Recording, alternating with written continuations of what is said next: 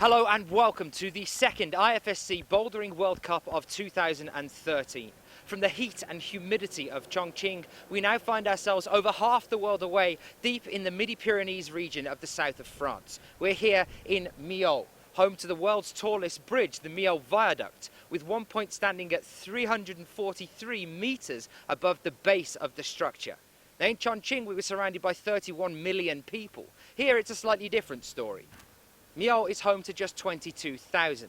It is also the home of a church that was once thought to have held the original crown of thorns, making it an important pilgrimage site during the Middle Ages. While we don't have the population of China here, our athlete turnout has been over double what we had in China just over a week ago, proving that Millau is still an important site for a pilgrimage of sorts today.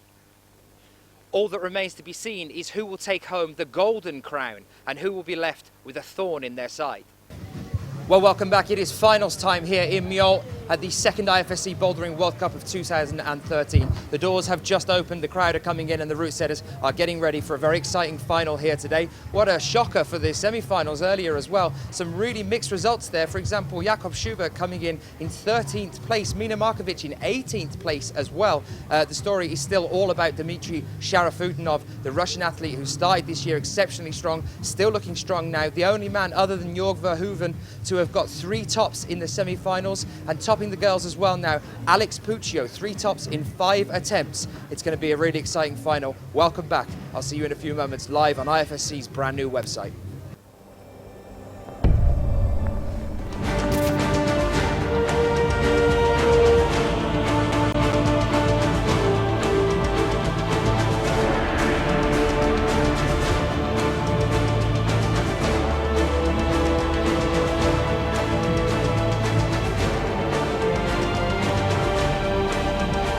This is my world.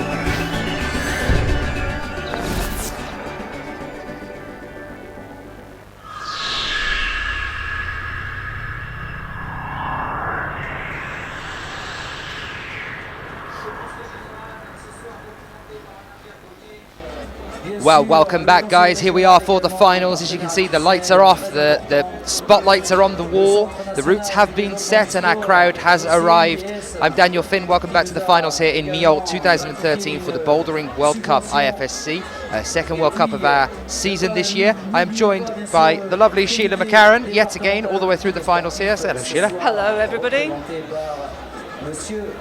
So we're just waiting now for a few moments before our athletes come out to have their token look at the wall. Sheila, you're making a point earlier about how the athletes tend to pod off into groups when they're analysing. When they do the reading of the routes, yeah. So typically we should expect to see the Austrians huddling and the English speakers huddling and the Japanese huddling. But quite frankly, when you look at the start list for these finals, there's not a lot of huddling to be done because some of the usual suspects aren't there. And it's all up for grabs. There's been quite a few accidents, shall we say. We've lost Jakob Schubert. We've got 2 Austrians, but perhaps not the 2 we expected. We've got 2 Austrian girls, but probably further down the list than we might have expected. We've got Shauna COXSEY, which is good news. After her injuries of last year, she's back in another final. Yulia WURM, who wasn't looking desperately happy earlier, she's there. We've got Akiyo Noguchi for Japan, and Alex Puccio, the only American, and she's at the top of the list for the girls. So let's see what happens now. Well, we were talking about how they pod off and how they move into different groups. Well, there are some that we think might be joining up together. As you can see here, the women's final start list. Anna STÖHR and Katharina SAURWEIN are going to be teaming up, we think, when they come out. But then also Jule Verb speaks German as well, so possibly seeing the 3 of them joining up together. Shauna and Alex possibly as well. It's going to be interesting to see where Akiyo goes, but we were talking as well at the World Championships in Bercy about Climb Mime, the international language. They do seem to use hand gestures more than speech to analyse the wall. So that's the women's finals as it stands. Anna STÖHR out first then, with only 1 top in the semi-finals earlier today. Let's have a brief look at the men's.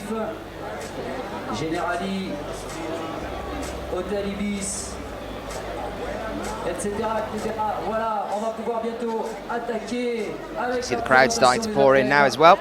absolutely the interesting packed thing, arena. this is just going to come up on the screen now, is that, there we go, the 2 Austrian men are in exactly the same position as the 2 Austrian women. And they'll be coming out first because they came last in the qualifiers, and so we'll see them first. Guillaume Mondet, I am fairly sure when he came off the wall thought, that's it, I'm not in the final. But he didn't realise what a bloodbath it had been for everybody else, and so he's there, so the whole crowd will be way behind him. And then we've Rustam was out, but Rustam is in. And with Dmitrii Sharafutinov, for me, is head and shoulders physically, but also in terms of his performance, ahead of everybody else. And Jorg Verhoeven, who's pulled a blinder to slip in between the 2 Russians, as it were. Well, not just get in there, actually. Jorg Verhoeven and Dmitrii Sharafutinov are actually tied from their results in the semi-finals. It came down to attempts or on the bonus. It's split by attempts, by 2 attempts on a boulder, but they're the only 2 male athletes to have achieved 3 out of the 4 tops in the semi-finals. Dmitrii doing 3 tops in 4 attempts, and Jorg Verhoeven doing 3 tops in 6 attempps. So 2 attempts difference between the 2 of them, but still the only 2 men to get 3 tops. That's right. And they're 2 tall guys. Is that the answer? Maybe not, because Jakob Schubert's around about their size and he didn't make it. Incredible not to see Jakob in the final. He's missing, Sean McCall's missing. There are really some suspects that we would expect to see out there that are just not going to be there. People who missed the semis are tuning in, they're going to go, what? Where are these people?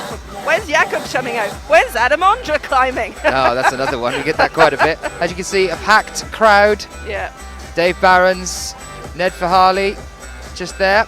There are even people outside on the screens in the rain watching this competition. It is absolutely pouring it down out here. And there's the local MC, so we're going to hand that over to him now for a brief moment while he introduces the athletes to come and say hello to the crowd. Elle était présente à Chongqing, la première étape de la Coupe du Monde 2013. Elle est présente sur presque tous les podiums depuis une petite dizaine d'années. J'appelle Anna AUT de l'Autriche.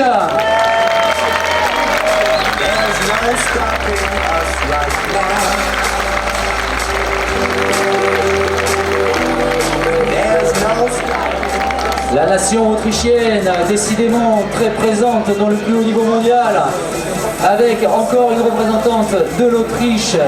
Elle est 11e au classement mondial permanent. Elle était également présente à la Coupe du Monde de Chongqing, mais elle a atteint seulement la 8e place. Et là, elle nous vient en finale. Elle est jeune, elle est forte. J'appelle Katharina SAURWEIN. S'il vous plaît, applaudissements.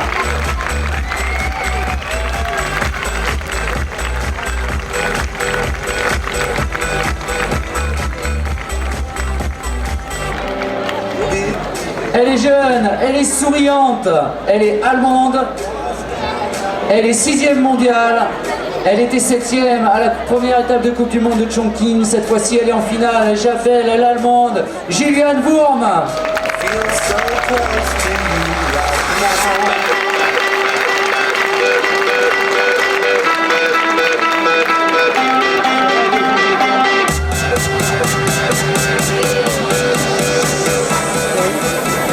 Elle est cette fois-ci du soleil levant asiatique du Japon, numéro 2 mondial, 4e à la première étape de Coupe du Monde à Chongqing.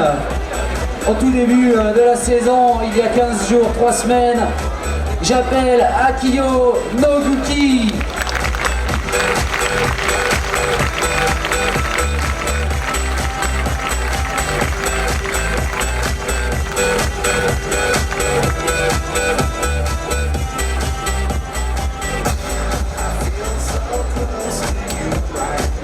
Elle est toute jeune, elle n'a que 20 ans, elle nous vient de Grande-Bretagne, elle est numéro 3 mondial, elle était 5e à l'étape de Coupe du Monde de Chongqing en Chine. J'appelle Shauna GBR.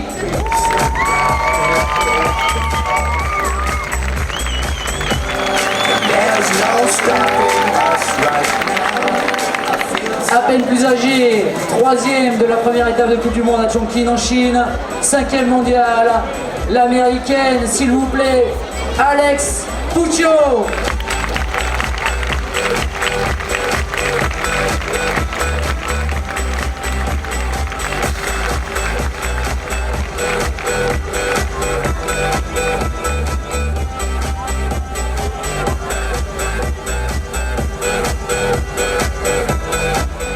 Chez les garçons maintenant, il est tout jeune, âgé de 23 ans, 14e mondial, et ici il prend son ticket pour la finale. Il a su élever son niveau dans les demi-finales, dans les qualifications, puis dans les demi-finales. Il n'était pas présent à la première étape de Coupe du Monde, il n'a fini que 22e au championnat du monde à Paris. Mais il est là, en forme cette année, il nous vient d'Autriche. J'appelle Lukas ENNEMOSER.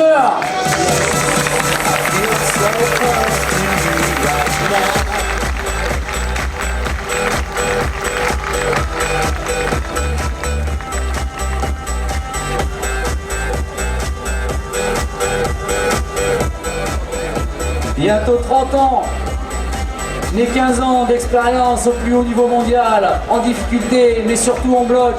Terrible concurrent, l'arrière-garde, il est 3e mondial, il était 2e à Paris-Bercy au championnat du monde. C'est l'Autrichien Kilian FISCHHUBER, le grand.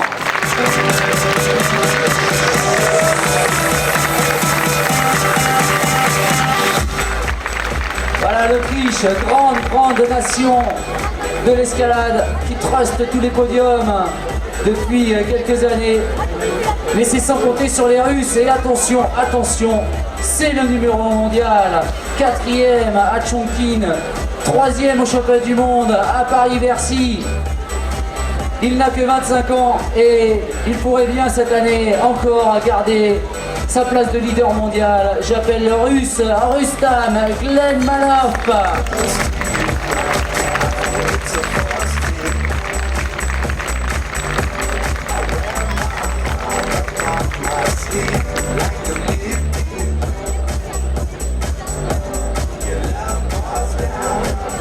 Grimpeur expérimenté, 9e à la Coupe du Monde de Chongqing, 27 ans. Le plus grand grimpeur peut-être du circuit puisqu'il fait plus d'1m80. Il est néerlandais, Pays-Bas. J'appelle Jorg VERHOEVEN.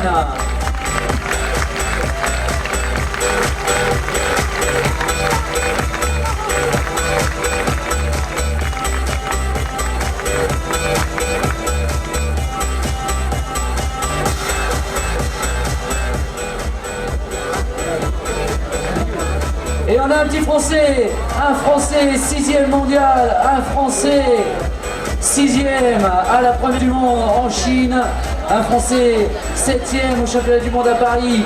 Il est régulièrement dans les finales. On compte sur lui et je compte sur vous pour le soutenir parce qu'il aura besoin de vous pour faire la différence. Il a 26 ans. J'appelle Guillaume MONDET.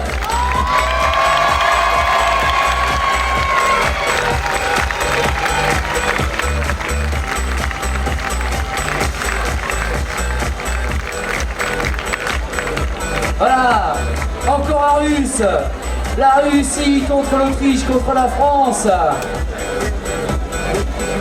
J'appelle Dmitrii RUS, il a 26 ans, il est 2e mondial.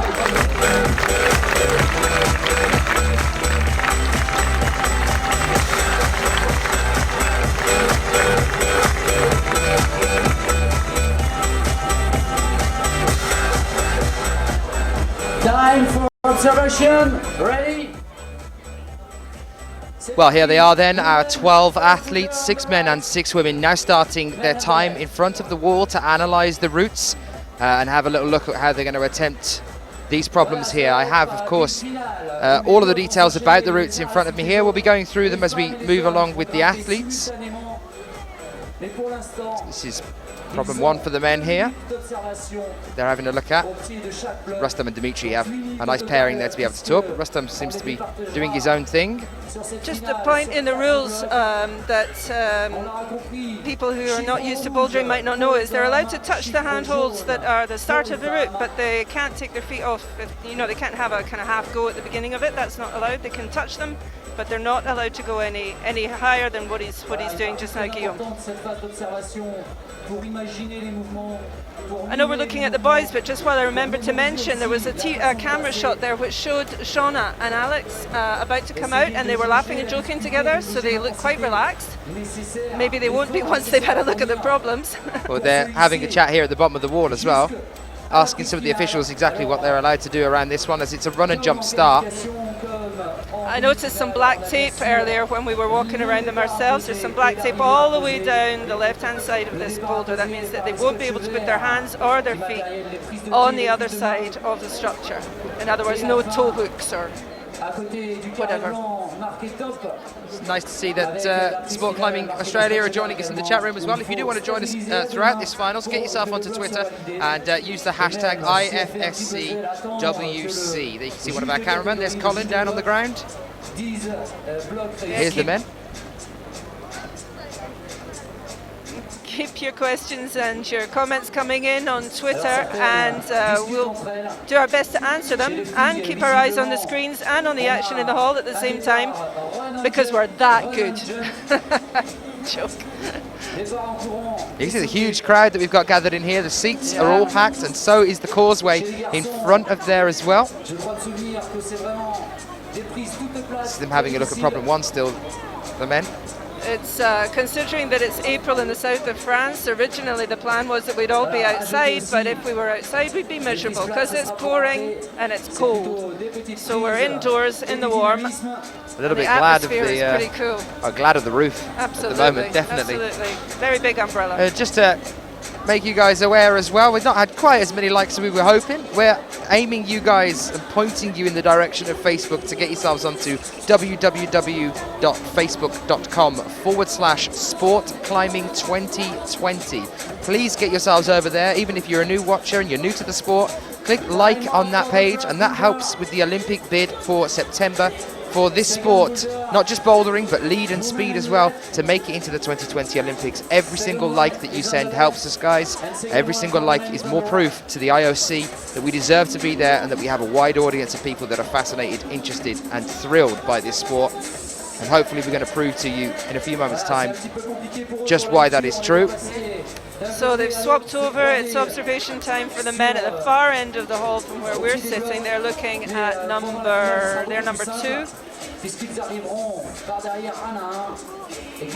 can see that Lukas Ennemoser is running his eye up and down the side to see if there's any little helpful buttons or tiny little dots that he might be able to get some extra purchase on.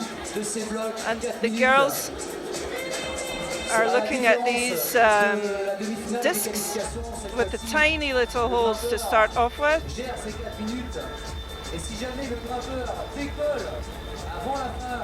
Alex had a fantastic run earlier, 3 tops in 5 attempts, put her at the top to qualify through into the finals here. Could we be about to see a PUCCIO gold, Shauna? Shauna? I wish I could climb like Shauna.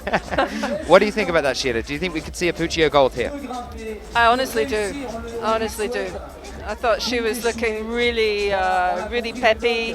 We had a doubt about her knee after yesterday, but the ice pack seems to have done the job overnight. I didn't see any hint of any twinges or anything. She was looking really sprightly, so if she can keep that up, if she's in the same mindset as she was earlier on, I wouldn't bet against her at all.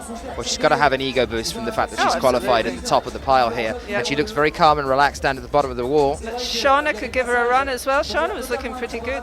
Better than yesterday, I felt.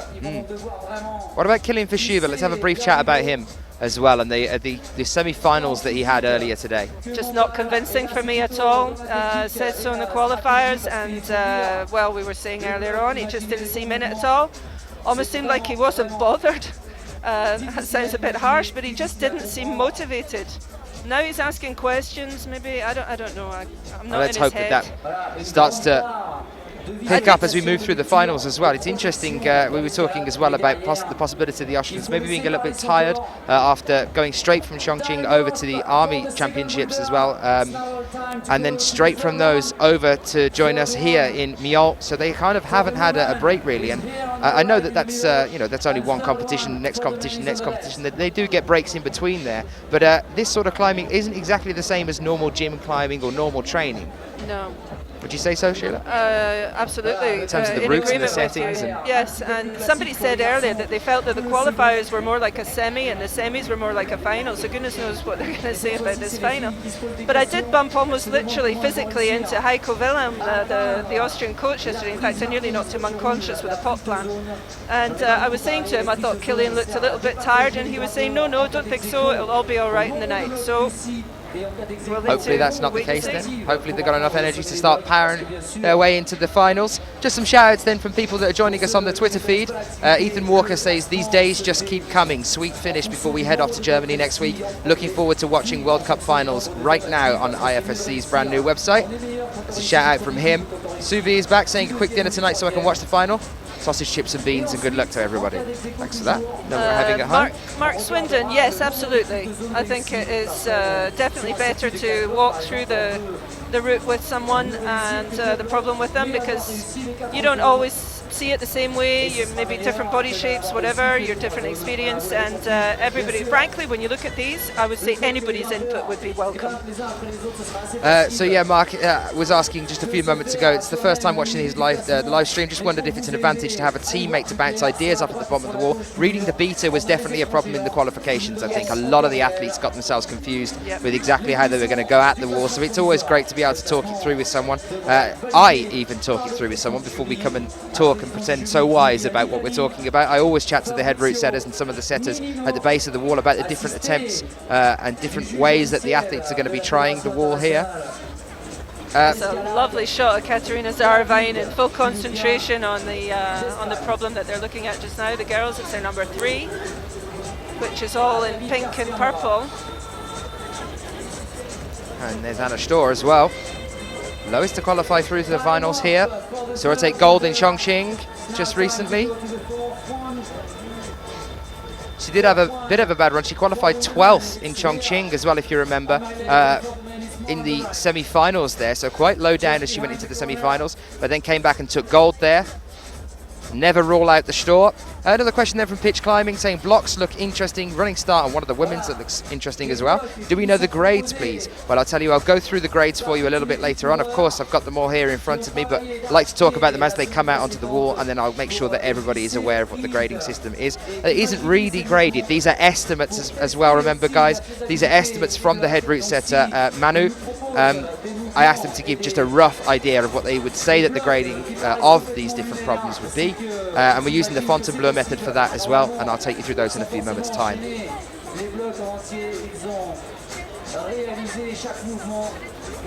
You were talking about Anna qualifying in 12th and then going on to win in Chongqing. I know the French crowd will be wishing the same for Guillaume who qualified in 18th position into the semis and has ended up in the final, which wasn't looking very likely for quite a while. So, what about Jorg Verhoeven then?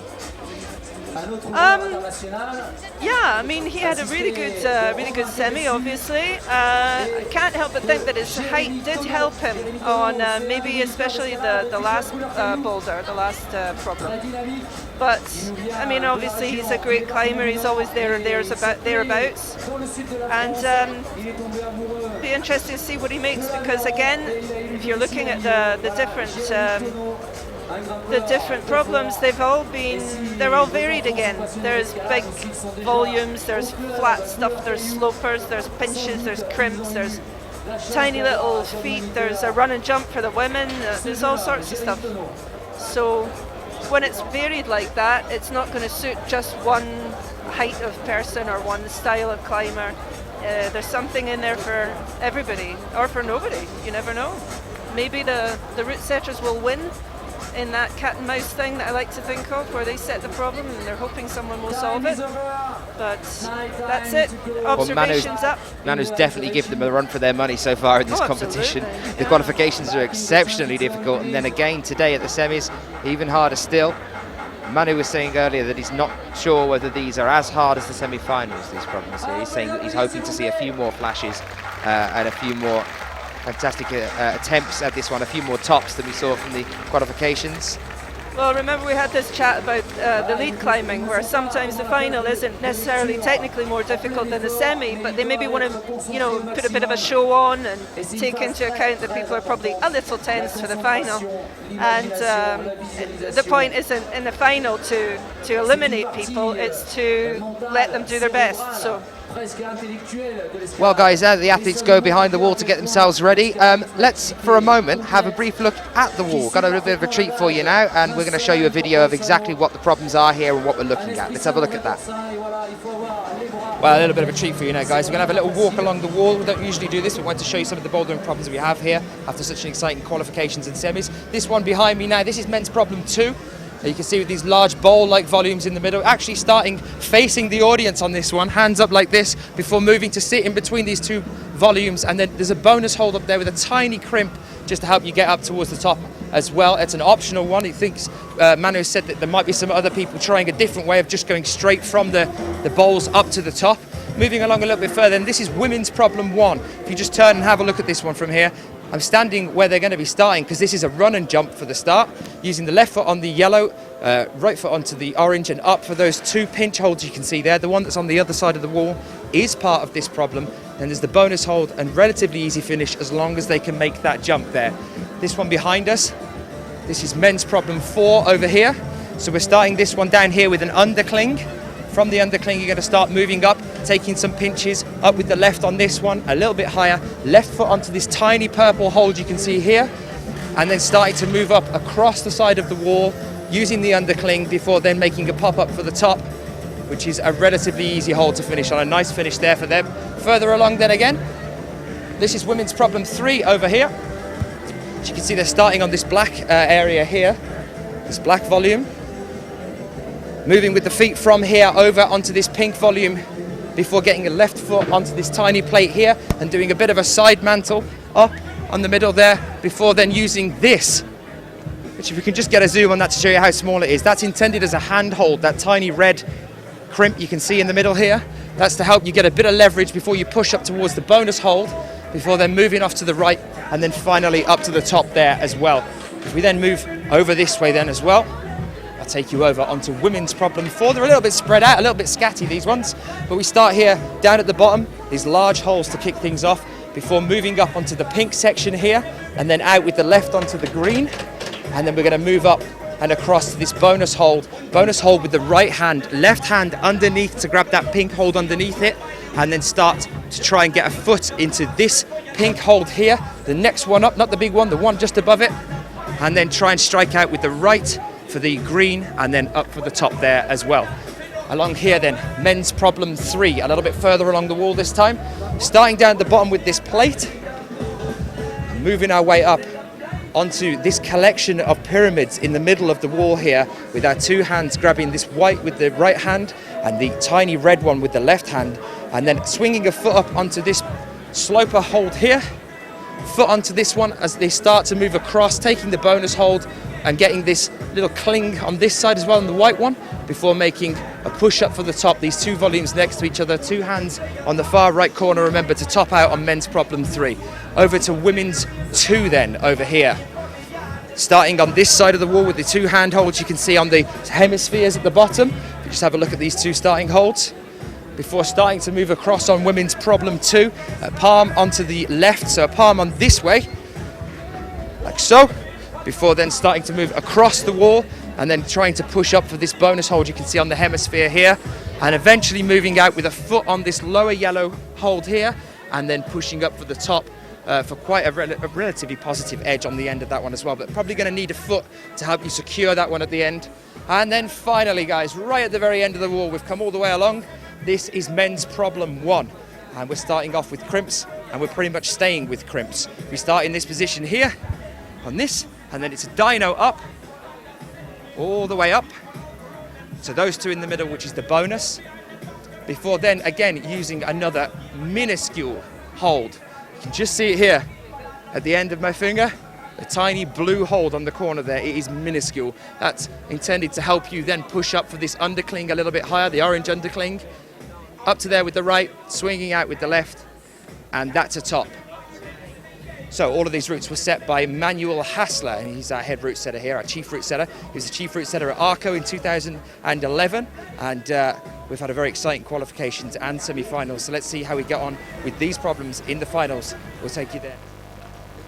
Well, there you go, guys. Just a little brief chat through the wall. I have, of course, got the gradings for you as well. I just thought we'd do, well, actually, Mike was saying it would be nice to do a little run along the wall like we did in Chongqing for you and have a bit of a chat about what we're going to be looking at here. So hopefully that was a little bit informative. Nice to have a bit of a closer look in a lighter environment than this. Now that we've got the atmosphere going, the crowd bubbled and ready to go. Let's have a brief look now then again at the start lists. These are our 6 female athletes that we're going to be looking to see moving into the finals here. Any early predictions you guys might have, get onto the Twitter feed and use hashtag IFSCWC. Send it in to us, and we'll see any of the posts that you say there. It'd be interesting to see what you guys think our podium positions are going to be. As you can see, Alex PUCCIO at the bottom of the list there, last to come out. That's because she qualified first for the finals here. 3 tops in 5 attempts.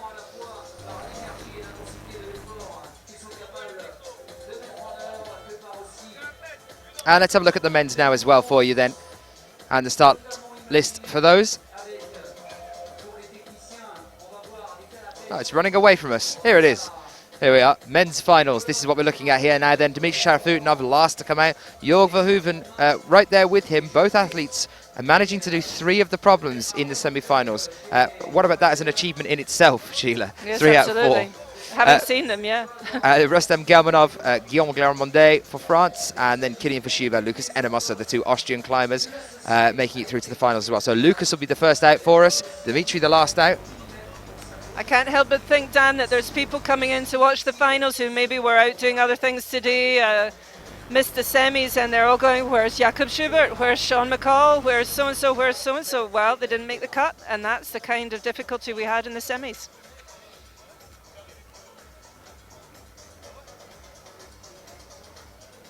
A lot less French people than the crowd would have hoped for as well. We don't have Melissa Leneve. Melanie Sandoz, of course, is injured, but Cécile Avzou didn't make the cut either, and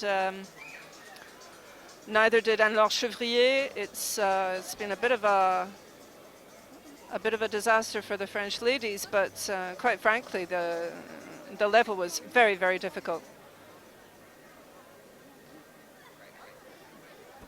Well, guys, you've got 2 options of the way that you can watch these finals. You can get yourself onto YouTube, and you can watch this in HD by going onto the IFSC's channel there and watching the live feed. If you are watching on YouTube, don't forget to get yourselves over onto Twitter as well and try and join in with the chat with us here. It'd be great to hear from you guys using the hashtag IFSCWC. If you can't get YouTube, if you're in Germany or anywhere, then you can use the lower quality stream. You can get there by using ifsc-climbing.org, the website you're probably watching us now on, and selecting the link below to have a look at a lower quality stream there as well.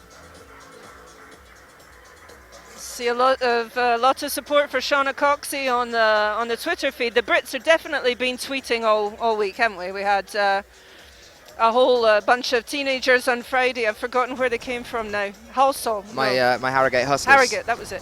They were on in force yesterday, and other people this morning. I know that Alex PUCCIO's mum was watching the semis, and she's gutted because she won't be able to see the final, because she's watching Alex's brother Shane competing in Colorado in the American lead finals. It's tough when you have 2 kids that climb. Well, this is women's 1 that you're looking at here. This is going to be a bit of an insane run and jump to start, right round to the side of this boulder, even onto the wall of the men's problem 2, which is just next to it. There you can see the start, run up, and the leap that they have to achieve there to that pinch. And here is men's problem 1 with the crimp dyno. What will be interesting on the women's 1 is that the first person to come out and attempt it is Anna STÖHR. And she's really good at these dyno jumpy type things. And if she nails it, then we need to see what the rest of them do. And if she doesn't nail it, then you know, who would you bet on to be able to nail those kinds of moves? A dyno like this? No, the girls one on 1. Oh, the other dyno? Yeah. I would say Alex has come out and shown a really strong presence on dynos. She's really great at that kind of dynamic jump stuff. She's got the power to pull it off and to hold pinches like that as well. It is a dyno 1 to 2 pinches for the women's to start. as opposed to the men's, which is a dyno onto 2 bits of chewing gum held on with 2 wood screws. They are tiny, tiny little handholds that they have to land on. They're going to need to be very, very precise. Well, here are our No first jugs. Carry on, sorry. 2 athletes. It's Anna STÖHR coming out for that problem, exactly what we were talking about just, Sheila, on that run and jump to start with. And we also have Kilian FISCHHUBER out on the other side. Not quite a jump there for Anna STÖHR. I can tell you that Kilian FISCHHUBER has already topped. Oh, good grief. Sorry, Lucas ENNEMOSER. Lucas ENNEMOSER has already topped. That was absolutely unreal. We'll try and show you that one in a few seconds' time. Here's Anna with her attempt. She doesn't seem to be giving it quite enough acceleration to get up to the pinches. That was a flash for Lucas ENNEMOSER. Absolutely incredible. There we go. A different method of starting there. This should be relatively easy to the top for Anna now. There's the bonus hold. There we go. Anna STÖHR, I believe 3 attempts there for her. And let's have a quick replay for Lucas ENNEMOSER here now. Look at that incredible flash there. Wow. Landing that dyno straight away. There's the tiny foothold that we were talking about a moment ago. And this was roughly 10 to 15 seconds. Lucas just came out and just went straight for it. No problem at all there for that athlete. Oh, incredible. why mess around? As some of the other lads have been saying today, he's definitely switched the beast mode on. Absolutely. Oh, it was brilliant. Well, guys, you haven't missed a climb. We're already on to our next 2 coming out to us now. So let's just go through the gradings for you as well. Men's problem 1. Men's problem 1, we're looking at a 7B+. Lucas ENNEMOSER obviously doesn't think so. For the women's problem 1, we're looking at a 7A+ so far. Here's Kilian going the same way. Flash is number 1. All right, Katrina's had 1 go. She's having a think. Kilian FISCHHUBER definitely awake now, ready to go for this one. Another flash for him, so 2 flashes so far.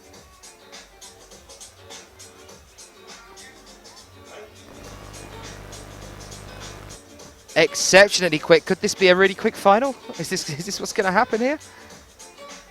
It's always dangerous to make predictions with the first couple of climbers. Look what we said in the semis. That's brilliant, isn't it? Look at the control. He didn't really swing away from the wall at all. That's excellent. Very precise. Nice one. Both Austrian climbers proving that even though they're coming out first in the finals after qualifying last, they're definitely not going to stay there. They're here to take home some medals today. 4 Austrian athletes in the final. A lot of support for Katharina SAURWEIN now as well as she makes an attempt on this dyno. Yeah, she's had 2 goes so far. Oh, nearly. That was much closer.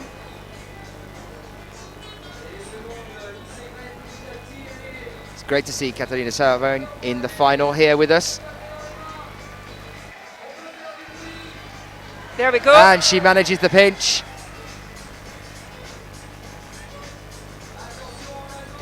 And she has done it exactly the same way as Anna STÖHR, with the same method on the same number of attempts. So everybody's even Stevens just now. And the last time we saw Katharina SAURWEIN in a final was actually over in Innsbruck last year, 2012. So it's been quite a while since we've seen her here. She came 5th at that final. We'll wait for our next 2 athletes to come out now. Make another attempt on problem 1. What are we thinking of the problems then so far, guys? We're starting with this run and jump. Any thoughts you might have, do send them in to us. Jimmy Van Rijn says, loving the WT in Millau. Or Millau, sorry. Slipping my British in there again, it's the British. Hoping for Jorg VERHOEVEN to make the podium. Meanwhile, there's Florian from First, who's doing his Casey and the Sunshine Band thing. He's going, that's the way, I like it. Oh, and that's the way the crowd like it, because it's our boy, Guillaume who's on block number 1. Obviously, they'll be hoping for a podium or better. Allez, Guigui. Wait. Straight away as well. It's looking like we're going to have a run of flashes here on men's problem 1. Don't speak too soon. Allez. Allez, allez, c'est bon. Yeah. Quick crossover, another hand now, and that's it for him. Fantastic effort there from Guillaume MONDET, and also a top for Jules WURM as well. Another very quick top for her also. I missed her. Did she flash it? We're going to have a brief look at that one. Here it is. Flashed it. Incredible start. It looks like a flash for Jules WURM. Oh, sorry, third attempt for Jules WURM. Okay, fair enough. Everybody's the same then. Our head route setter here is Manuel Hassler. Some feedback from people online saying, I think Manuel Hassler wants us to see how climbers can fly. So many dynamic moves so far, loving it. So Akiyo Noguchi now comes out to join us with Rustam GELMANOV. Rustam GELMANOV making a start on problem 1. Are we going to see another flash here from him? No. No flash for Rustam GELMANOV. This And could get here's interesting Akiyo now. Noguchi. Akiyo Noguchi about to have her first go.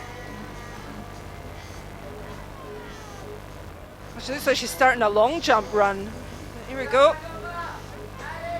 Oh, nearly. And just a little bit short there as she made that jump. Here's Rustam with another go. Attempt number 2. Now, I didn't think Rustam was going to make the finals. It turns out that he's made it in 3rd place. I'm not entirely sure. I think I must have missed a top there from him then if he's made it through. But Rustam doesn't seem to be on top form at the moment. It doesn't seem to be... Seems to be missing a bit of bounce. Again, Akiyo struggling here as well. You gotta love her. She comes off and she misses her attempt and it's a big grin. It's also worth mentioning that Rustam GELMANOV is world ranked number 1. You're looking at the world ranked number 1 climber here, and he was phenomenal all the way through last year. First at Vienna, first at Log Dragomir last year as well. Podiumed at Moore. And that's the top for Akiyo Noguchi. Was that in her 3rd attempt? It was as well. So all the girls doing it on their 3rd attempt so far. Top there for Akiyo Noguchi. We get ready to welcome out our next climber. And I believe Rustam did it on his 3rd.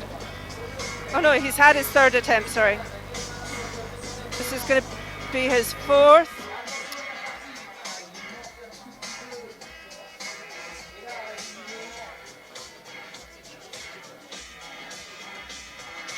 So Rustam here again, another attempt for him. It's definitely not looking as comfortable as we've seen him in a lot of other competitions. He's trying to use the arete there. He's looking for another method, but there's only one way to do this, Rustam. She was saying at the start of the competition, Sheila, a lot of the walls looked like we kind of just forgot to put holds up. Yeah, I honestly thought at one point, well, they're a way to get the other ones. They'll be back in a minute.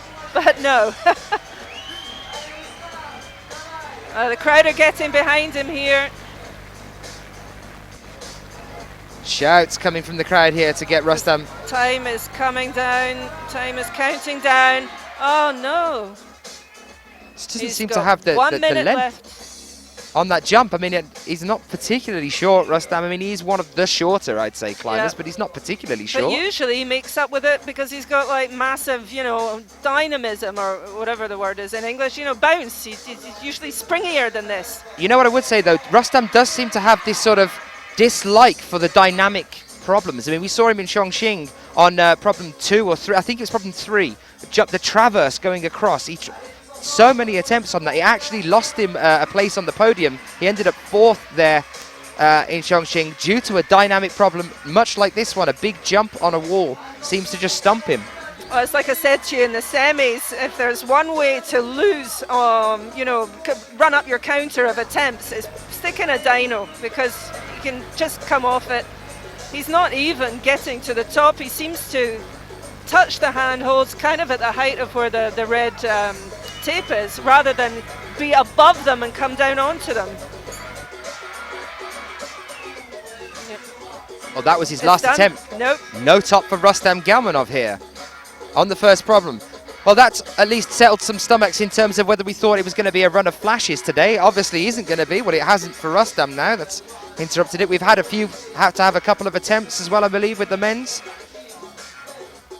Oh no, 3 flashes for the men's. I apologise. For the women's, we've had some attempts on there. 3 flashes, 1 no top so far in the men's. We get ready to welcome Jorg VERHOEVEN and Shauna COXSEY Now coming out for us here is Shauna.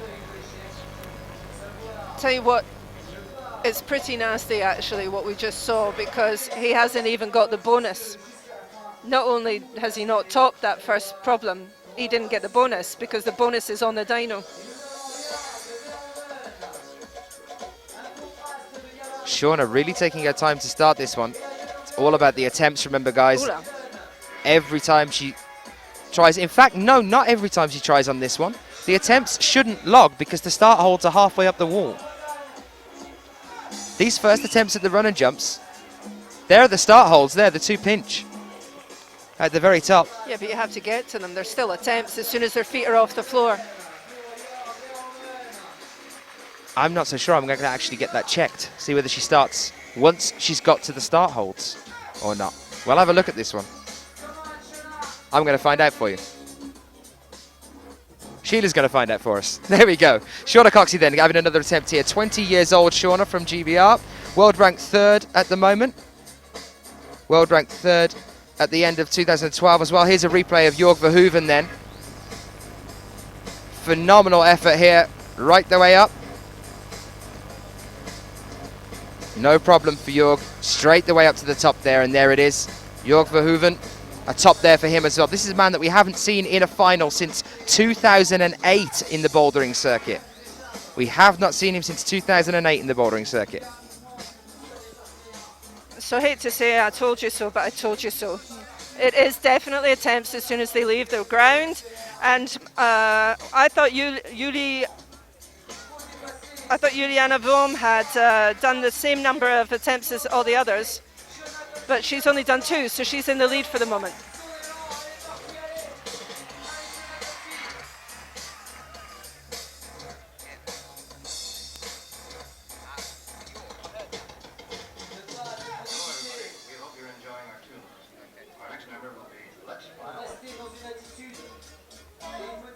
So Shauna here for another attempt, and apparently it is as soon as their feet leave the floor, before they've even hit the start holds. Once they take off, yeah. See, now I had it down as positive movement on a start hold. No, trust me, because once they get these, then it's a relatively simple problem to end, and you would have had everybody down as having flashes, but that's not what's up on the board. As I said, Juliana WURM has actually had only got it after 2 attempts only, whereas some of the others had 3, and I believe Akiyo NOGUCHI actually may have had 4. I saw somebody has had 4 goes at it anyway. Shauna must be really running up attempts here then, every time she's trying. She manages to catch it now, though, with 1 minute left on the clock of her 4-minute time limit. Very quick finish as soon as you've caught those holds. So that was her 3rd or 4th attempt. Disappointing start for her, though. She doesn't seem too pleased with that one. You can see the concentration on her face, not looking particularly happy with that one.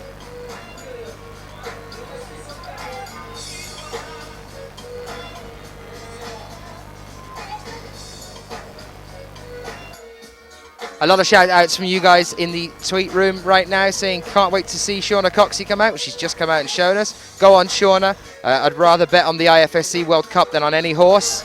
From Chris Collett as well. Go Jorg from Jimmy Van Reen. Okay, so Alex PUCCIO coming out, the last girl to have a go at this first problem. And for the men, it'll be Dmitrii RUS.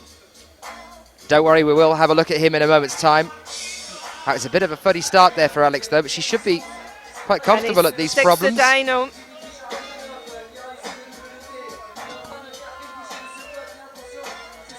Oh, and he manages to hold on to that inverted hold, and that's a nice flash for him. Dmitrii looking exceptionally strong all the way through this competition, all the way from the end of last year up to now. Dmitrii just does not seem to stop. He's universal, as he said. Well, Rustam is going to be kicking himself about that first problem, and he's going to come out hungry. Alex PUCCIO still on the ground here, though. Another attempt, here we go. Second attempt, she's not liking this. Doesn't feel comfortable at all at that start. Now, didn't we see Eula going straight for the orange to go straight up instead of using the yellow foothold next to it? And that's what the 2 Austrian girls finished up doing as well.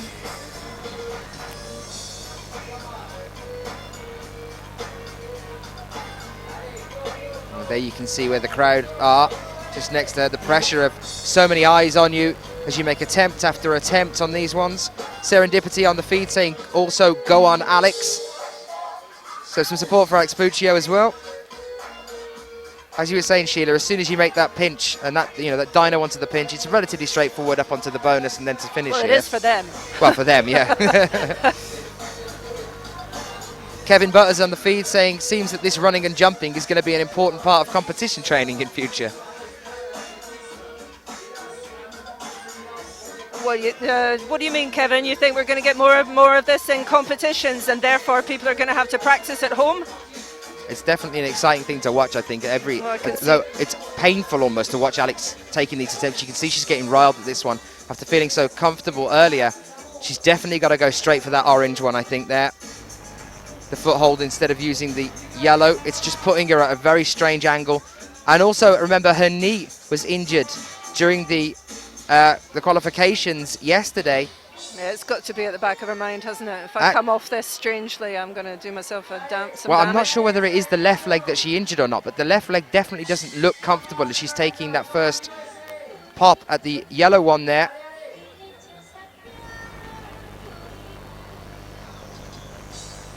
She's running up a sizable number of attempts here. Decided to take a breather. Look at the clock. Plus, she's starting a lot closer to the structure than the others. That's another thing, yeah, of course. She's not taking much of a run up at it. Remember the mats, though. The mats are going to suck a lot of energy out of your run up before you start that jump there. They absolutely do. They're obviously quite spongy, so that, you know, when you land on them from the top of the block, you don't land on a hard surface. But to run along them, you actually do sink into them quite a bit. You can see that she's not only not getting the height here on this one, she's also coming at it at a really weird angle here. It's sort of like flying off to one side as opposed to coming at it straight on. It's definitely all about using that orange foothold first, I think, on this one. Alex is definitely not going to be happy at the end of this. I can't see this happening for Alex, quite frankly. Well, 8 seconds, we're into doing the Puccio territory. I don't know whether it's going to happen. She's shaking her head. No, she's given up. She's just going to tire herself out. And she's definitely not going to be in a good mood from that one at the start. What a shame for Alex Puccio at the start of this one. Well, let's hope she can make up for it on the rest of the problems, and that for her, she must be hoping now that the other female athletes are going to be having problems of themselves. So the next ones are coming out now. So that was men's problem 1 and women's problem 1. That was a 7B plus for the men's and a 7A plus for the women's. This is women's 2 and men's 2 coming up now. Women's 2 is a 7B and men's problem 2 is a 7B plus, guys. So getting a little bit harder now.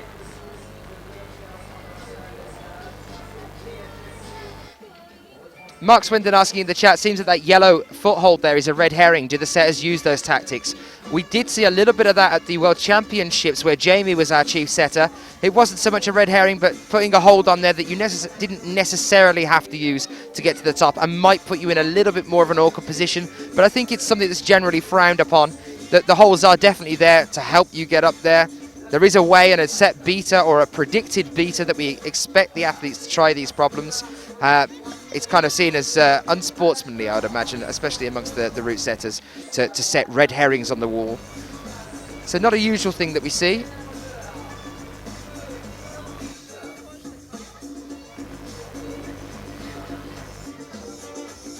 Just popped out to check the scoreboard, and I've discovered that we actually missed a fair few attempts on the dyno for the girls when we were trying to keep an eye on the guys as well.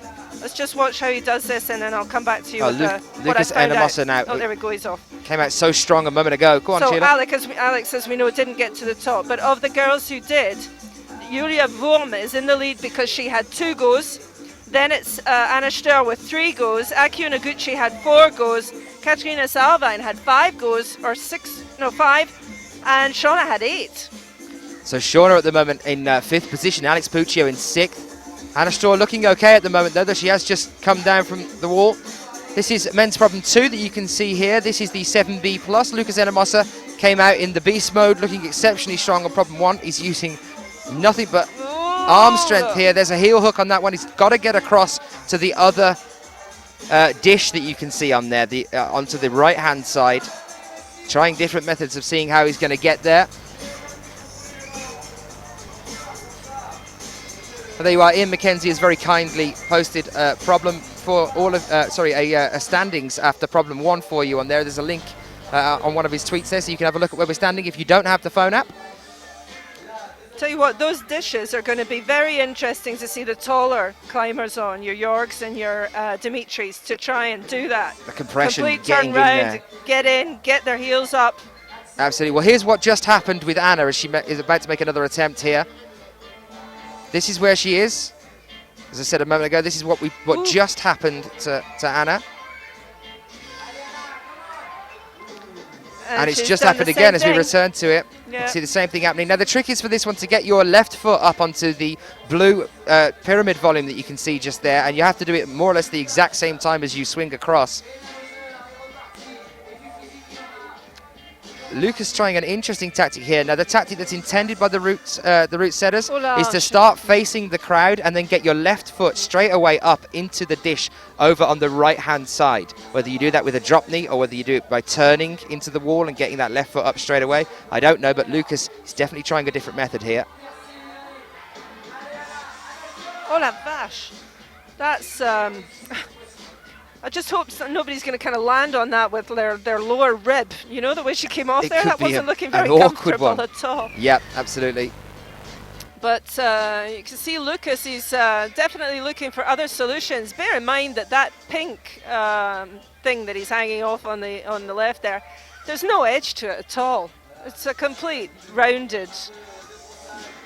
The dishes aren't particularly kind on you by either. definition are fairly rounded as well. Anna's appealing to the crowd for support, as she tends to, with her winning smile. Here she goes again. So here we go again with Anna. Is she going to try something different here? Her heel looks a little far back there. Her heel on that top handhold at the starting position just looked a little bit awkward there. It's definitely all about turning here. Trying to get your foot across or some way of bracing yourself with that swing out. And I have actually, when I spoke to Mano, he was saying that this point on the wall is definitely going to be the hardest point, swinging out the left foot and trying to land it on that point there on the blue pyramid you can see. This is her last attempt. The buzzer is gone. And she's used a hand instead there to do it. Relief there. Look at her. Lucas, in the meantime, is down and will not have succeeded on that one. That's problem 2, unfortunately, for Lucas. No top there, but here's Anna for the top. Oh, good And grief. she manages it. Wow. Absolutely incredible. What about giving us a show there, Anna? Wait till the 4 minutes are up and just managed to get there. Fantastic performance. Anna STÖHR of Austria, a top there for her after a fair few attempts, though, Sheila. Sure, but that was really at the depth. That was a pressure move. She had to get that. It was definitely her last attempt. The clock had run down completely, and she nailed it. So some of you guys are posting the standings up on the Twitter feed for you as well. So thank you very much for Climbstar and obviously Ian McKenzie for posting the standings as they are at the moment. If you guys want to keep following them as every boulder's happening, you can do. We will try and keep you updated with them as well as accurately as possible when we're watching these athletes out on the wall. We wait for our next athlete to come out and join us now. Then it's going to be Kilian over on men's problem 2. And we'll see Katja come out. He's one of the taller climbers as well, so it'd be interesting to see what method he adopts for these dishes. We're going to start with Kilian for you here. Have a look at this one. We'll show you Katja in a moment's time. How is he going to attempt, as you were saying, Sheila, is one of the taller climbers here as well, Kilian. How is he going to get across into that other dish there? There is actually 2 ways of getting up with the beater once you get past the 2 dishes as well. You can either try jumping directly from that straight for the finishing hold, or there is a tiny crimp as well just below it that you can use to try and get a little bit closer, a little bit static instead. Oh, great shot there showing, see he's gone, Interesting method of trying to move across there. It is a huge lean out to that second dish.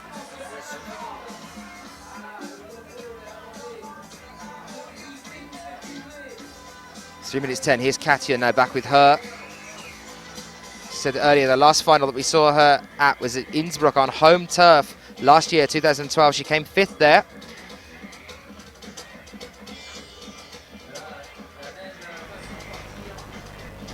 Kilian trying to figure out how he's going to start on this one. Look Maybe at using this some trick. different methods. See, did you see his forearms there on that pinch? He was pinching that big pink. Oh, he's up, he's He's up. trying to lever up around the left-hand side of this one now. A little bit awkward. Remember, these walls are on an incline as well. It might look a little bit flat from where the angles are at some points, but we've got plenty of angles to cover it for you with all these camera shots we're bringing you. You can see the incline on the wall. Very tentative. She's got it, though. Now, how is she going to try this transfer? She's got to be a bit static here on this one. Too much of a swing. I don't like that. That pointy out blue thing is just begging for someone to impale themselves on Sending it. shivers down your spine already. I'm holding my breath when they're up there. It's horrible. Do you think there's any headway in moving your hand on the yellow? We'll talk about the yellow hold on the women's in a few moments' time. Let's just have a look at Kilian here now, though. Several different ways. He's managed the switch. He's over. He's over. Now, this is exactly the position that they're supposed to be in here. He's Hopefully get a little bit more comfortable. Up a little bit more, and there you can see the crimp. Just Kilian reaching up for it now, trying the static. He's got the bonus.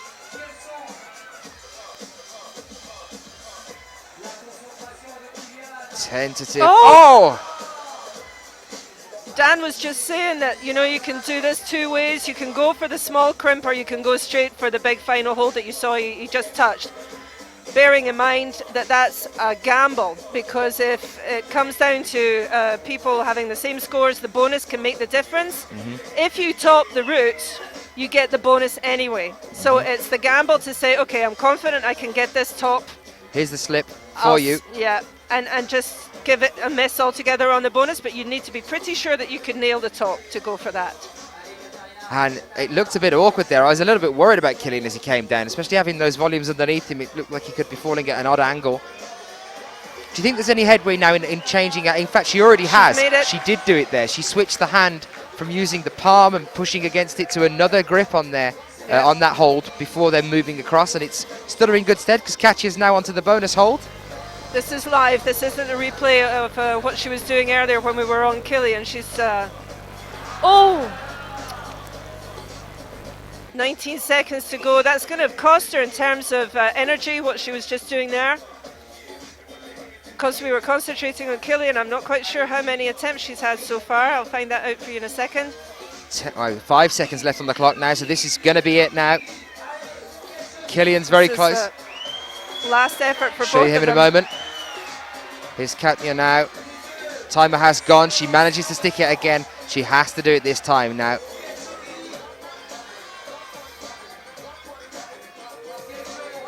The timer has gone. I can tell you that Kilian has just topped. We'll show you him in a moment. Was this Austrian brinkmanship? Anna did it on hers. He's done it on his. And Katrina! Oh, so close. I was about to say Katrina does it on hers, but That was a big jump for her then. A round of applause from the crowd. It's the bonus for her. Here's Kilian now, topping out. No, in fact, not too comfortable. In fact, once he's got that second leg up there, then he's fine, but he was right on the toe there, on the dish below it. Fantastic finish. I was going to say Filian then. A finish for Kilian. A Kilian finish. Finish for Filian, yes. Yes. A fantastic finish there for him. We'll wait for our next athletes to come out. So yeah, men's problem 1 was a 7B+, men's problem 2 is a 7B+ as well. The women started with a 7A+, and it's now up to a 7B, and coming out to try that 7B now for us. The lady that was running the pack a few moments ago, it's Yulia WURM back out on women's problem 2, and here is Guillaume Mondet on men's problem 2. How do we think Guillaume's going to handle this one then? Do you think this is a style that he's comfortable with, or it'll be a bit out of his comfort zone, this kind of a problem? I've seen Guillaume in the most uncomfortable looking, twisty, turny positions. Wouldn't put it past him to find something quite spectacular to get round this issue. On the other hand, I've seen him stumped on other occasions. It really is about how he reads it. He's got his foot up straight away. This is good. Using a toe hook here. Double Reverting toe back to hook. that. You can see the hand slipping there on the pink volume.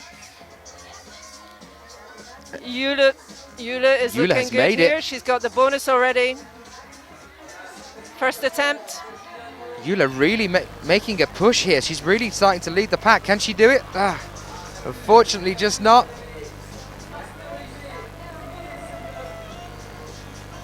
We saw her in Vale leading the finals there as well, though, and then at the last couple of problems just dropped down into a bronze medal position, unfortunately. Is she about to turn things around here? Okay, he tried the toe hooks on the dish earlier. Now he's trying the heel hook on the pink. We saw Kilian trying something similar here by moving up to the top of this dish before getting the legs up. Very close. 1 foot. Guillaume. Oh la la. Shaking the leg over to the right there. It's a real overextended move. If in doubt, brush. Just trying to figure out exactly where he wants brushing and where he's going to use it again. Yula making another attempt here. 2 minutes just under now on the clock. Room for another couple of attempts, but of course it is the most amount of tops and the least amount of attempts. You don't want to be making too many. I think this is just her second attempt.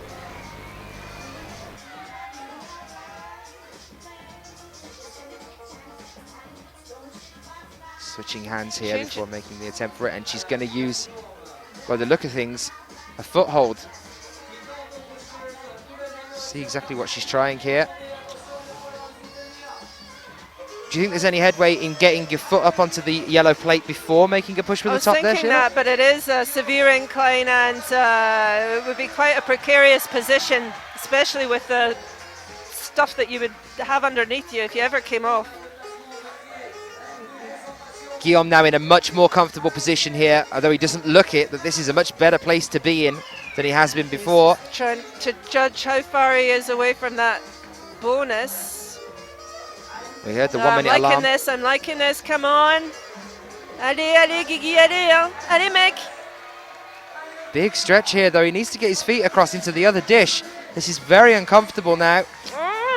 He definitely needed to get at least 1 foot onto the other dish there before reaching up for that crimp. That was a huge spread for him there, a little bit uncomfortable. Still got 35 seconds, so definitely I think this will probably be his last attempt on the wall here. Hopefully he's got the beater down of getting into the dishes though. I hope so. Some shout-outs then from the Twitter feeds. Nice second problems on both sides there, said from Kevin Butters on the Twitter. If you want to join us on the Twitter feed, our little chat room here, you can get on using the hashtag IFSCWC. Oh, he's going another way. I think that was Guillaume using, yeah, he definitely was using some of the women's problem well, there. Well, you see, there's no black tape there, you can so use he it. could do it. And it was an alternative method. I told you he always finds his own way. Unfortunately, he didn't find his way to the top, so that's bad news for the local crowd. But there's still more boulders to go. Yula now, is she going to make it this time? Nope. Unfortunately not. She's made the bonus every time though. Yes, she has, but I think, I do believe that puts Anna STÖHR now in the lead, having 2 tops in this competition so far, the only woman so far to have 2 tops. Now the other women that are able to provide an attempt at challenging her at that will be Akiyo Noguchi and then Shauna COXSEY, because Alex, as we know, didn't top the first problem. So these next 2 climbs on women's problem 2 are definitely going to be worth paying attention to, guys, because this is who is going to be in the running with Anna so far in this competition. Remember, there are only 4 problems for each, for the men and for the women. We're roughly halfway through now. Is she going to do it again? Looking dicey in the qualifiers, bit shaky in the semis, come through and walk with it, I don't know. But she certainly was looking a lot more like the thing there.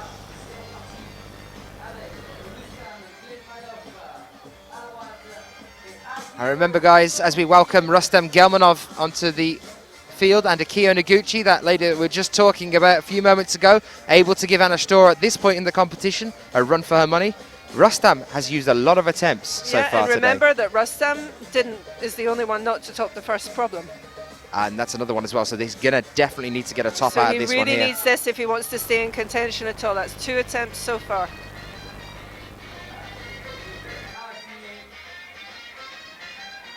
Rustam here then, and Akiyo is out. We'll take you over to her in a few moments' time.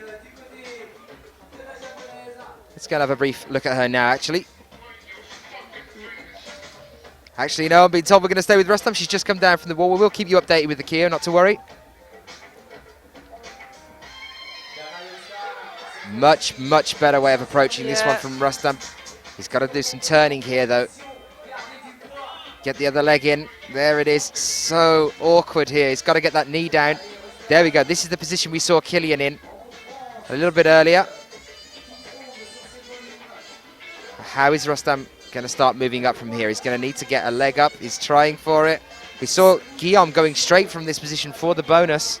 You see the tension in his shoulder. The left shoulder is amazing. Oh, if in doubt, use your knee. Why not?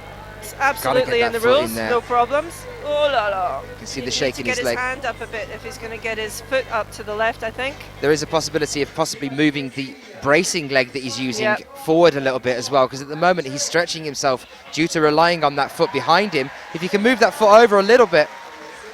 Unfortunately, no. Well, Akiyo has just topped. We'll have a look at her. Show you a replay of that in a few moments' time so we can have a look at Akiyo. So definitely pressure on now for Anna STÖHR. I think Akiyo was on her 2nd or 3rd attempt. It's a bit difficult because where we are, we've got the sound people between us and that particular problem, and I didn't see how many attempts she had at it, but I'll have a quick nip round when they've finished to see how many attempts everybody had at these different problems, and we'll keep our accountancy up to date. Here is Akiyo now on a replay for you of how she got there.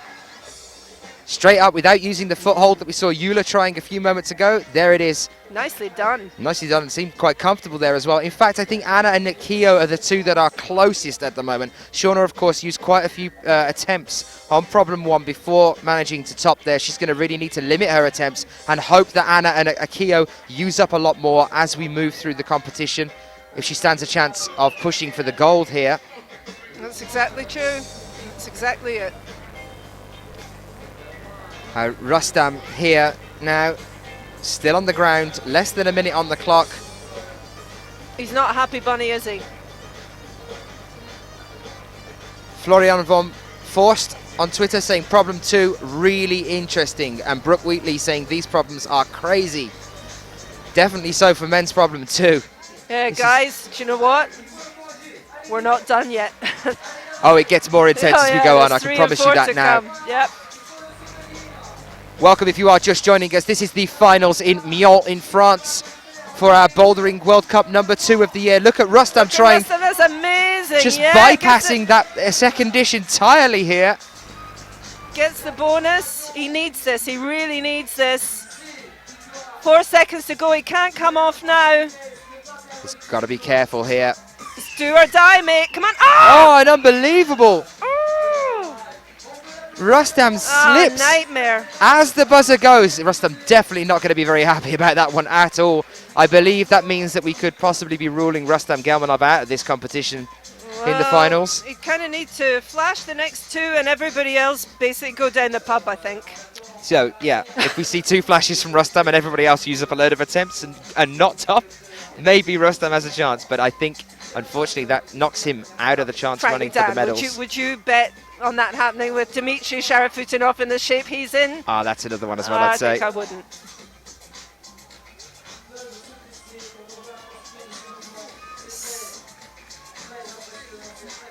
So we've got Shauna out for her first attempt at number 2, and we've got Jorg, who's decided to do some housekeeping before he even looks at this. So, guys watching from GBR at present, it's all eyes on Shauna. We will show you her in a moment to see whether she can do this in a flash or as quickly as possible to keep her in a running for the gold medal here.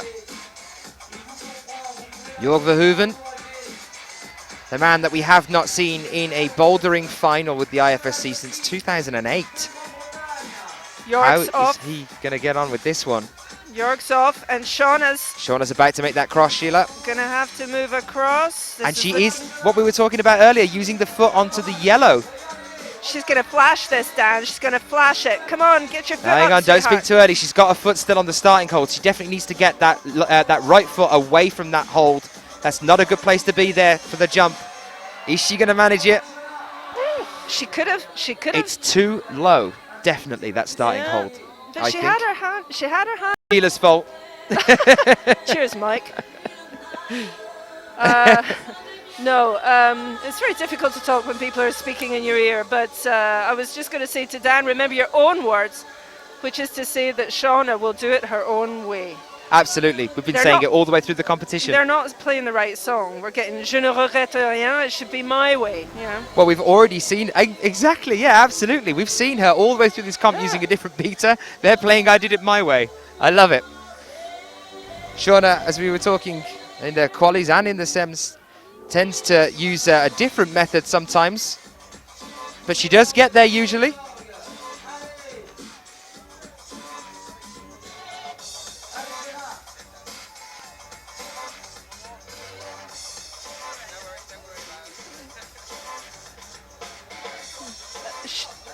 Shauna's just taking her time to get back onto the boulder. I think she knows that she needs to keep a minimum of attempts on this.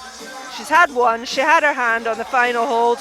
She really needs to stick it here to be able to bring herself back in contention with the girls who have But we're currently on the screen with Jorg struggling to get off there. We'll take you over to Shauna. Here she is. This is her second attempt, Sheila, yeah? On this one. She's got her foot higher up. There we go. There it Yes, is. She's beautiful. managed to move up onto the purple foothold, and that's secured a top there for Shauna COXSEY. Go Still in Blondie. with a run at the gold medal here, hopefully. Depending on how we move on to the next two problems, of course. Can't ever speak too soon, but Shauna is still holding on in this competition, still giving everyone else a good run for her money, and it's exactly what we're used to seeing from British climber Shauna COXSEY. There's a replay of just how she did a top there on that one. That was fabulous. She definitely has done herself a lot of favours with that. If she hadn't made it in 2 goes, it would start getting very complicated to keep in touch with the 2 leaders who are Anna STÖHR and Akiyo Noguchi.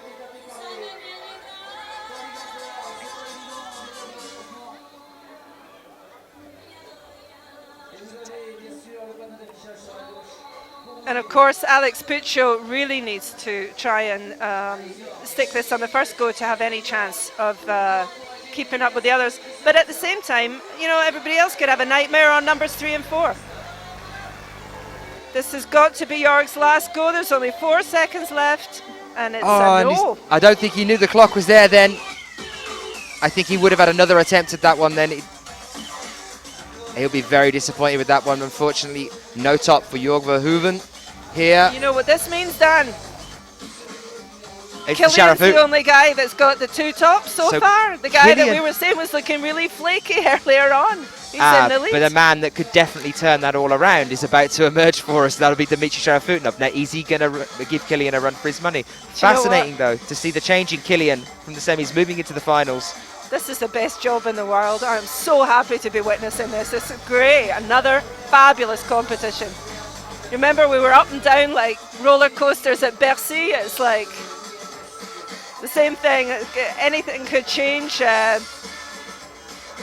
on a sixpence. Absolutely. Or on a euro. Or on a 10 centime piece or something. Well, we're here now with Dmitrii. It's the starting position. Absolutely crazy method here. This is crazy. He's missing the dish entirely. He's done an almost 180 gambol before getting onto here. He's the only man that I've seen hold the top of that dish straight away and get to that position. That's a shame. Slipping there though, so no flash for Dmitrii on this one. It's a shame because he looked like he'd completely sussed that, and if he could just have got the push off of the left-hand dish, he would have had the bonus because he's got such long arms, and then he would have been able to reposition his feet, and that would have been it, walk in the park. But no. So Alex PUCCIO now with no top from the first problem, definitely needs a top here to stay in this competition. She qualified for the finals first, 3 tops in 5 attempts.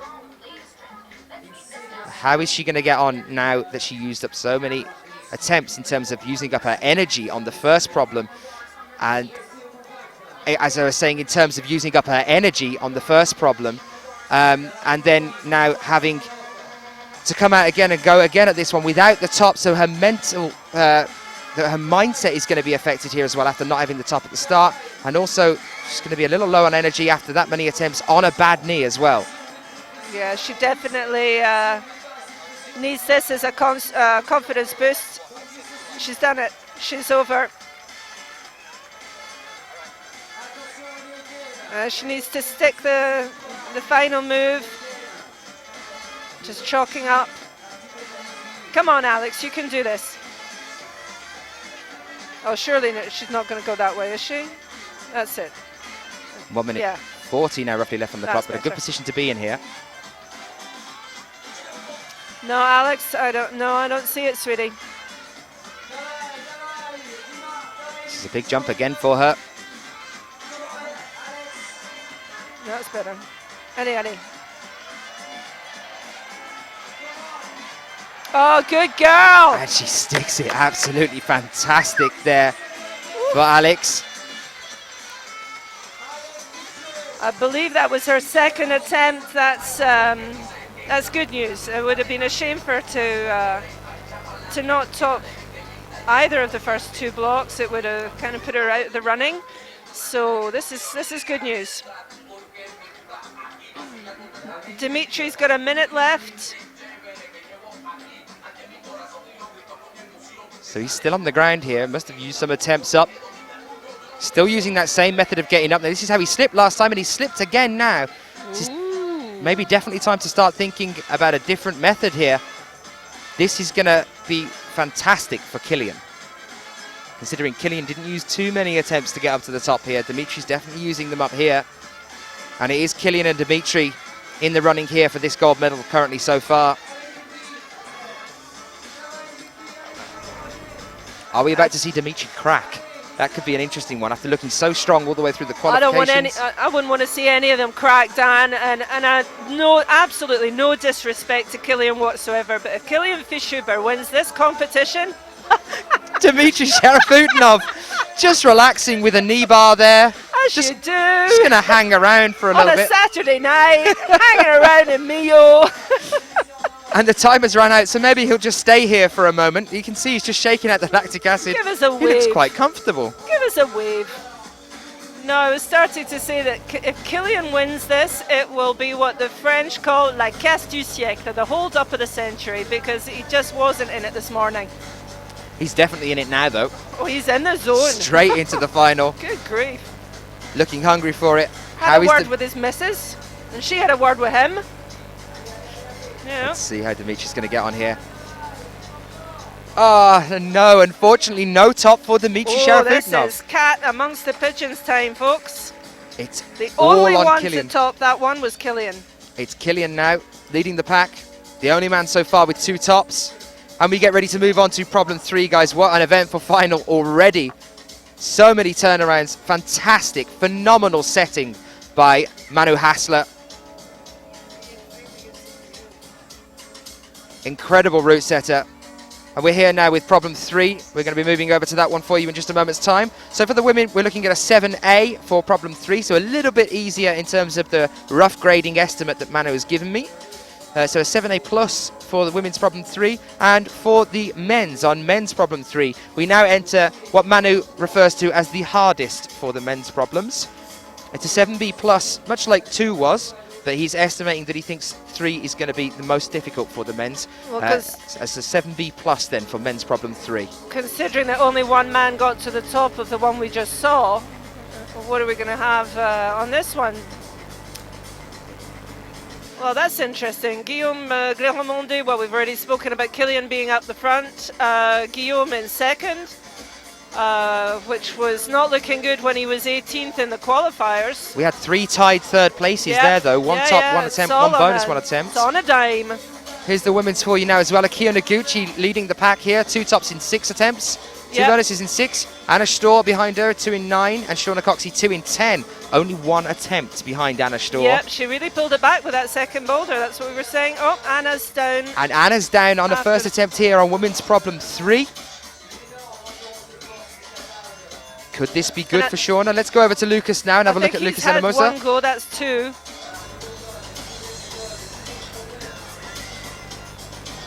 Well, what a climax we're going to have here if things keep going the way they are, and I have every reason to believe they will, because we've seen how difficult these problems look. We've only seen 2 problems so far. This is usually the kind of excitement you get at the end of a final. Anna looking a little bit awkward here. This is the side mantle.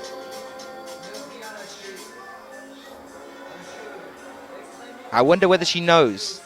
You know, they are in isolation, but they can hear the crowd. They know how long the people are taking. They hear the roar if somebody manages to top.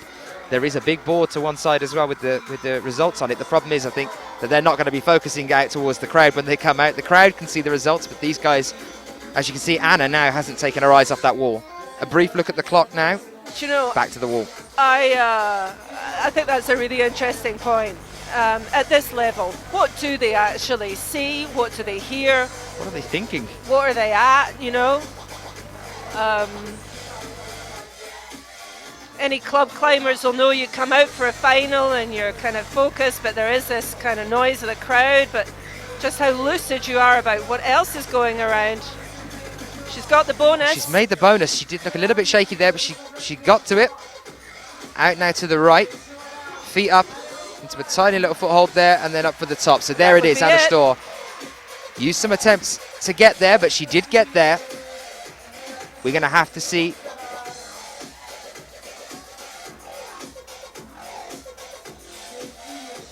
So Lucas Ennemoser here now as well.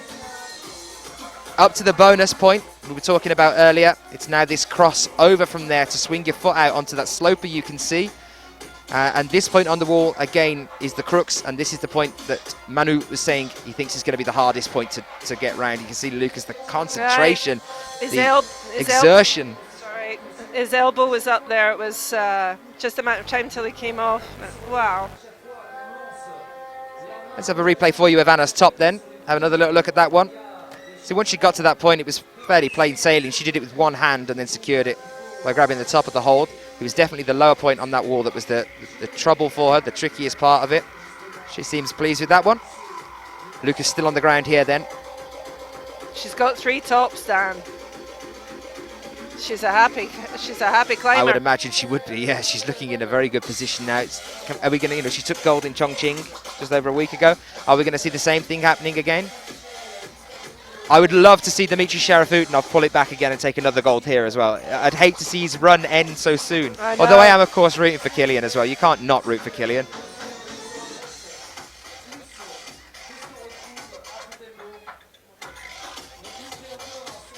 So, Sheila, predictions. Could you say? Oh, no. We're halfway through. Don't be so nasty. I'm gonna point that gun at you. I'm not going to answer that. I couldn't possibly comment, as they say, in a very well-known TV show in Britain. Well, Lucas then left before, I think, oh, that was the clock for Lucas. So, time up for him on that one. And talking about Kilian, here he is now, coming out to join us. DS in the chat saying Killy is back, stronger than ever. He's definitely got the mindset for it now. Ian McKenzie very kindly posting the men's standing for you as well. So if you want to have a brief look at the results as they are at the moment, in between the times where we show you them, you can click on one of the links there on the Twitter feed as well. I hope you guys are enjoying this as much as we are. This is the final for Millau 2013, our second bouldering comp of the season. Welcome to a rich, packed crowd in front of the world's best climbers, live on the internet for you on IFSC's brand new website. And we even lost some of the world's best climbers earlier in the semi-final, but everybody's deserved the place that they're in here. Nothing is decided as yet. Everything to play for. And here goes Katharina SAURWEIN on this problem number 3 for the women, and Kilian FISCHHUBER, also of Austria, about to see what he makes of this one. Not a Not lot. much. Not much at the start there. Well, as I said before, the problem we're looking at now with the men's, this is a 7B plus in terms of difficulty. For the women's, we're looking at a 7A on problem 3. Interesting point here from Kevin Butters on the feed as well. Unlike yesterday, the crooks seem to be at the start of the problems today. We saw a lot of them up towards the end, you know, the final moves being very difficult. Andrew Ewell as well in the chat saying all of these climbers are so impressive, their skill is unbelievable. I absolutely agree with you. Dmitrii SHARAFUTDINOV just hanging around off a wall on a final route in the finals with a knee bar. Chicago Climber, to answer your question, you can get this obviously on the IFSC website, but also on the YouTube IFSC channel on YouTube. And if you're having problems with that, there's also a lower definition transmission of it, which is on the IFSC's just under website. the window that you're looking on IFSC's website. Here's Kilian with another attempt then. As you can see on this problem, it's interesting. They don't give them a handhold as a bonus, they give them a whole volume. But frankly, given the incline, it's not a gift. Katja, is she going to get a foot up here? She has to get a foot up. As you can see, that tiny little crimp that we were talking about earlier, used as a handhold, just for a little bit of leverage. Ooh. To try and help you pull into the wall as you get your feet up before you then push up for the bonus hold on women's problem 3. This is the 7A plus. Kilian here now then again, 1 minute 20 left on the clock, and he's failed really so far to get past the first pop-up from the start position. Katharina taking her time, having a breather.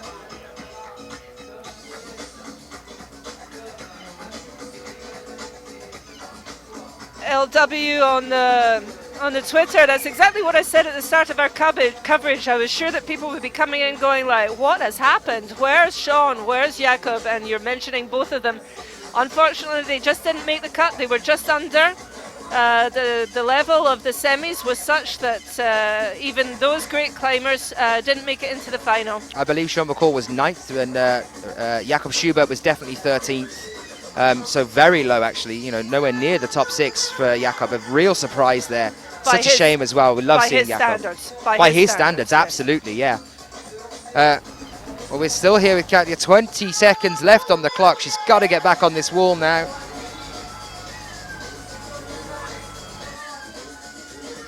Thank you very much, Climbing in Slovenia, for posting the problems. Yeah, they're very good at that, aren't they? They're very organised. I was going to say to Brooke Wheatley, don't we all, sweetheart, don't we all wish we could climb like these competitors? Kilian's giving up. No top for Kilian. The first time Kilian has been stumped so far in this comp. This is only going to get more interesting now, though, isn't it, Sheila? Because now he's not got such a big head start. What is going to happen from here on in with Kilian Fischuber now with 2 tops and still, I believe, 4 more climbers for the men to come out? That's right. So 4 more opportunities for these other male climbers to equalise with Kilian Fischuber. Katja Sauerwein, no top for her there either on women's problem 3. Anyone with heart problems, I think you should change channels.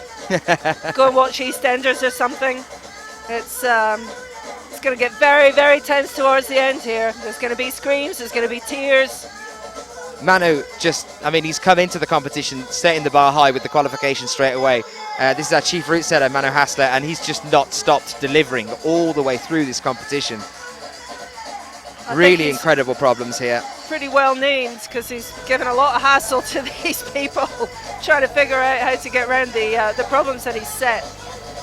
And here's Jule WURM, who's come into her own in this final. She's doing really well so far. Wasn't looking necessarily very on form in the qualifiers. Now you can see just how small that is. We were showing you in the walk along earlier just how tiny it is with a real zoom in, but you can see it there. It's no bigger than the nail on the top of Jule WURM's thumb. And that's all she's using there to lever herself into the wall. Mike's just said, and she's got a big thumb as well. Yeah. That's amazing. And the foothold's no bigger. Oh, yes. And she's made it. Fantastic effort there. A flash, I believe, for Jule Worm. I think it looks like even she can't believe it. Incredible there. Well, that puts her into second place behind Anna at the moment with 3 more women to climb. Here's Guillaume Mondet. The crowd's going to be wanting him to pull off something here. We saw Kilian run into the same problem getting to this point. So far, Lukas Ennemoser has been the only male athlete to have secured the bonus on men's problem 3. So Kilian struggled to get off the starting block, and again, Guillaume is struggling to get up to the bonus there. So Lukas definitely getting the bonuses so far in this comp. Yeah, but Lukas has only got 1 top. Oh yeah, that's another thing to say as well, absolutely, yeah. It's unfortunate, you know, maybe he can pull something back. You know, it could come down to 2 tops still. This final could still come down to 2 tops and attempts on bonuses with Kilian. If he has a bad run as well on 4. The crowd are egging Guillaume Mondet to get this bonus. I wish I'd prepared an Excel spreadsheet to keep a track of these scores. I've got a post-it that's looking like a rag at the moment. I don't know about the rest of you at home, if your palms are sweating as you're watching this. Guillaume's got to get a foot on that sloper. He's gone straight for it without going for the bonus, which is what Ennemoser didn't do.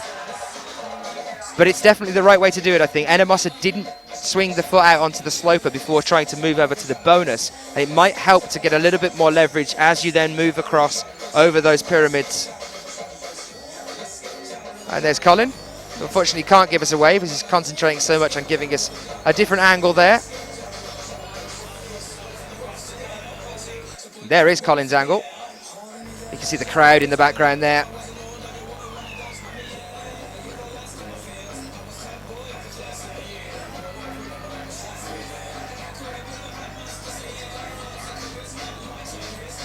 Guillaume getting ready here in front of his home crowd.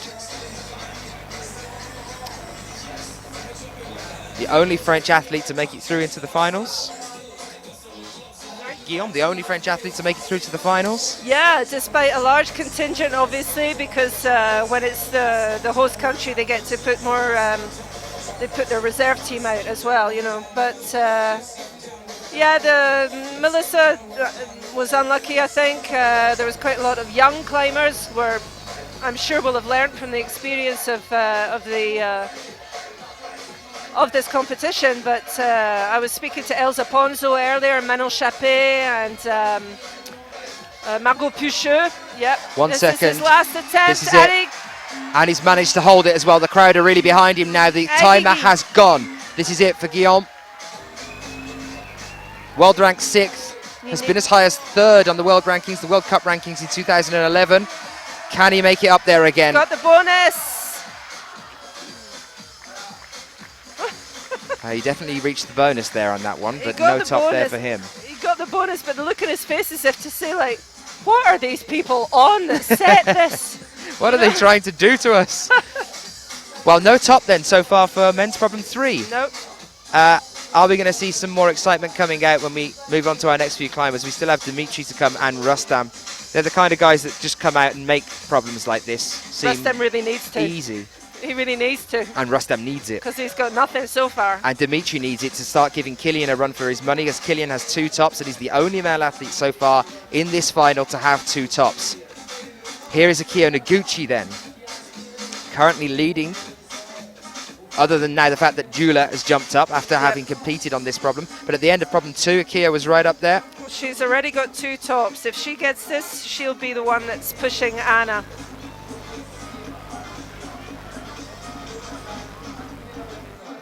We've still got Shauna COXSEY to come as well. Akiyo Noguchi, our world ranked number 2. And has been world ranked number 2 and since 2011. Gold medals at Munich and Vienna and Chongqing last year. And made the finals in 6 different events last year. Great Phenomenal. shot there. Great close-up of Akiyo's hand on that tiny, tiny, it's not even a hold, I've sanded off something bigger than that off the wall I was painting this week, you know. She's got the bonus. She's gonna do this. Come on. This is gonna be a flash. I can feel it. If it is a flash, then she's definitely putting herself at the top of that pile. Come on, don't let me down. Gamba, gamba, Akiyo, Adi. Guys at home watching this could be the difference between a gold medal and a place on the podium. Yeah. Woo! And she manages it. It looked like she might have bashed a knee or something there. She definitely swung back into the wall. No crack on her smile there, though, at all as she gets down. And 2 right as well. An incredible performance there. A flash for Akiyo Noguchi on problem 3. Who'd have thought a flash was possible this far in the comp? I know, this is going to come down to attempts, the final, the girls between, I think, Anna and Akiyo. But then Shauna, she could also flash it, who knows? Oh, well, here's a replay of how she got that one. That was the last moment. Spent a little time, you know, she's using the handhold here as a foothold just to adjust herself. It's a dimple. A dimple. Yeah. It's not a hold. No. It's a look at that face. She's so relief. Relief and joy. Oh yeah. Woo. I love it. These replays are fabulous, aren't they? So glad that the technology in it allows us to do it. Thanks everybody for all their input on the filming, the editing, the everything. Some interesting comments coming in on the feed now as well. A Russian comeback coming, par chance. It's from Alexander Brooks. Wonder whether we're going to have a Russian comeback. And also Mark Swindon saying, my 6-year-old daughter just asked, is that where you climb, Dad? He says, haha, I wish.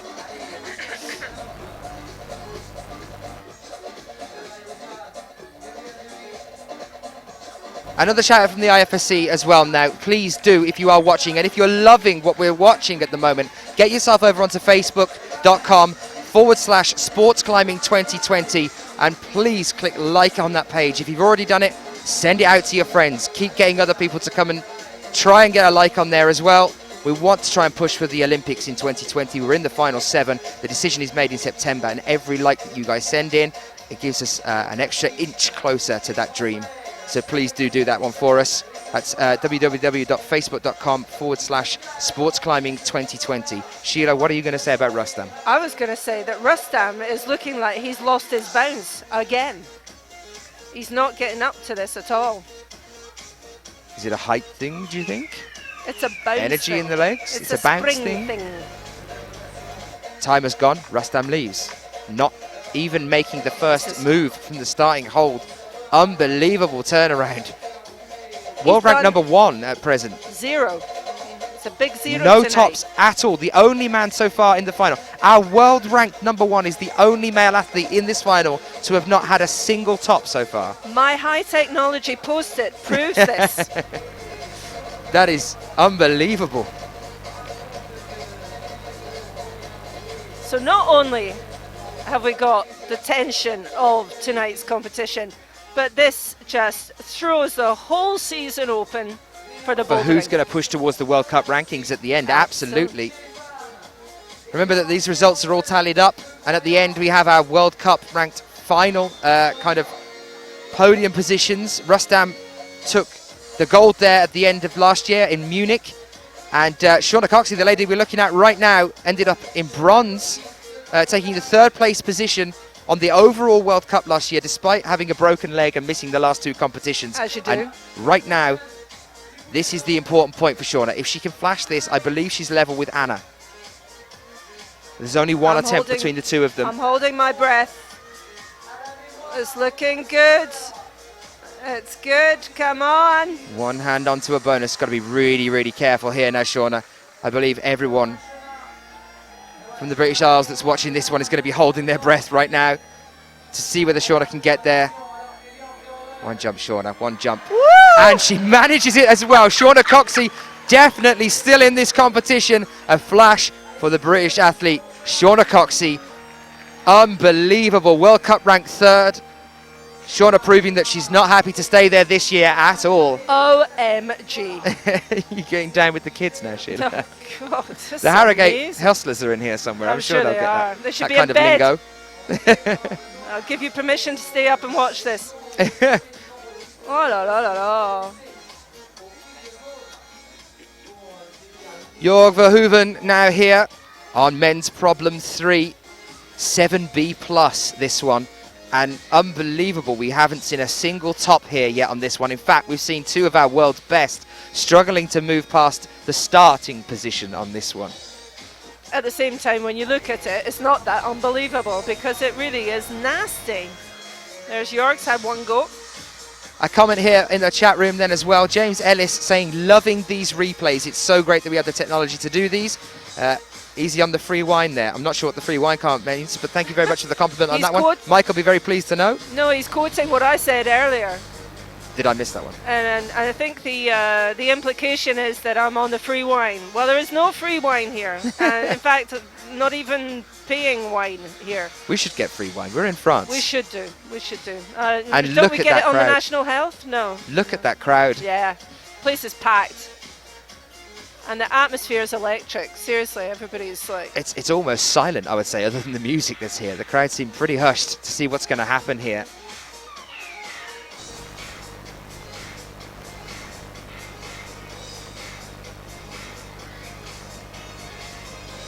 Graham Hill, Shauna Coxsey, a stunning flash there. Bethany Walton so nervous watching. And Ian McKenzie with a capitalised boom. Shauna flashes problem 3. Yeah, she certainly boomed, didn't she? It was brilliant. Jorg. Jorg's managed it this time. He's got the first move anyway. Can he get the bonus? Crowd are behind him. I don't think they'll give him 30 that. seconds. Time enough to get back up there again, Jorg. He wasn't stabilised, so I don't think he'll get the bonus. And he's walked off. He's walking away. Oh. We've seen that happen 2 or 3 times. I think it was Anna Storr on problem 2 earlier in the semis. Just walked off with 40 seconds left on the clock. I don't quite understand that because he only had the one top. And if he gets a top on number 4, it's not going to do him... Well, it depends what Kilian does on number 4. But if he gets the top, if Jorg gets the top on number 4, and say Kilian doesn't... But here's Rustam. Is he going to be the only man to top this one? You can see him just behind. There he is again, waiting in there. I wonder what he's going through his mind right now after the problem a little bit earlier. He'd have heard the cheers for Kilian on the previous 2 tops. Sorry, Dmitrii. Dmitrii. I wonder what is going through his brain right now as he's about to come out for this one, whether anything is or whether he's trying to just zone out and go for it.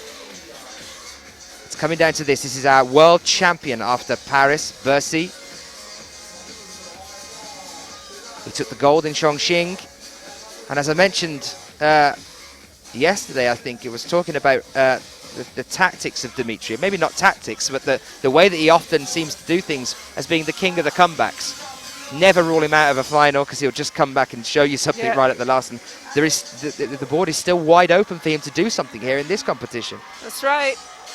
And here's a lady who really needs to pull something spectacular off on this 3rd problem. Alex, she didn't top the first one. She did the second one in 2 attempts, I believe.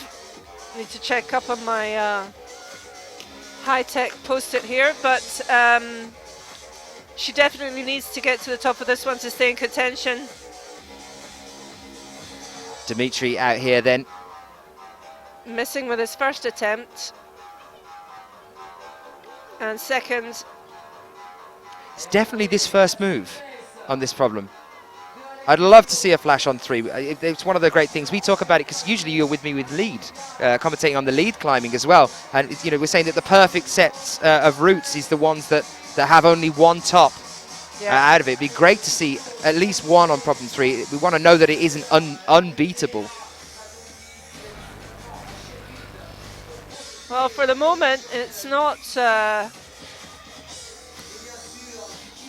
Don't worry about Alex. She's still on the ground. Yeah. We will take you over to her again in a moment. Just for the moment, it doesn't seem to be his cup of tea. He's not kind of getting up after this first move, but he has some time. He'll know that nobody else did it. He'll maybe want to take his time and make sure of it. And that would pretty much guarantee him the competition if he does that. What am I talking about? No, it would bring him back on the same level as Kilian, who is still the only guy with 2 tops. And if Dmitrii doesn't get this, then going into the final boulder, Kilian will be the favourite. Who'd have thought? And just jaw-dropping that Rustam GELMANOV hasn't had a single top in this final. It's unheard of more than anything. Oh, he's going to have a problem, surely. There must be some injury or something, no? It's so unlikely. Well, Alex injured herself during the semi-finals. We saw her struggling with the first problem. Alex PUCCIO managing the second one in just 2 attempts. She's had quite a few attempts here, but can she show us a top? Saw Shauna COXSEY just before Alex coming out flashing this problem. Come on, Alex.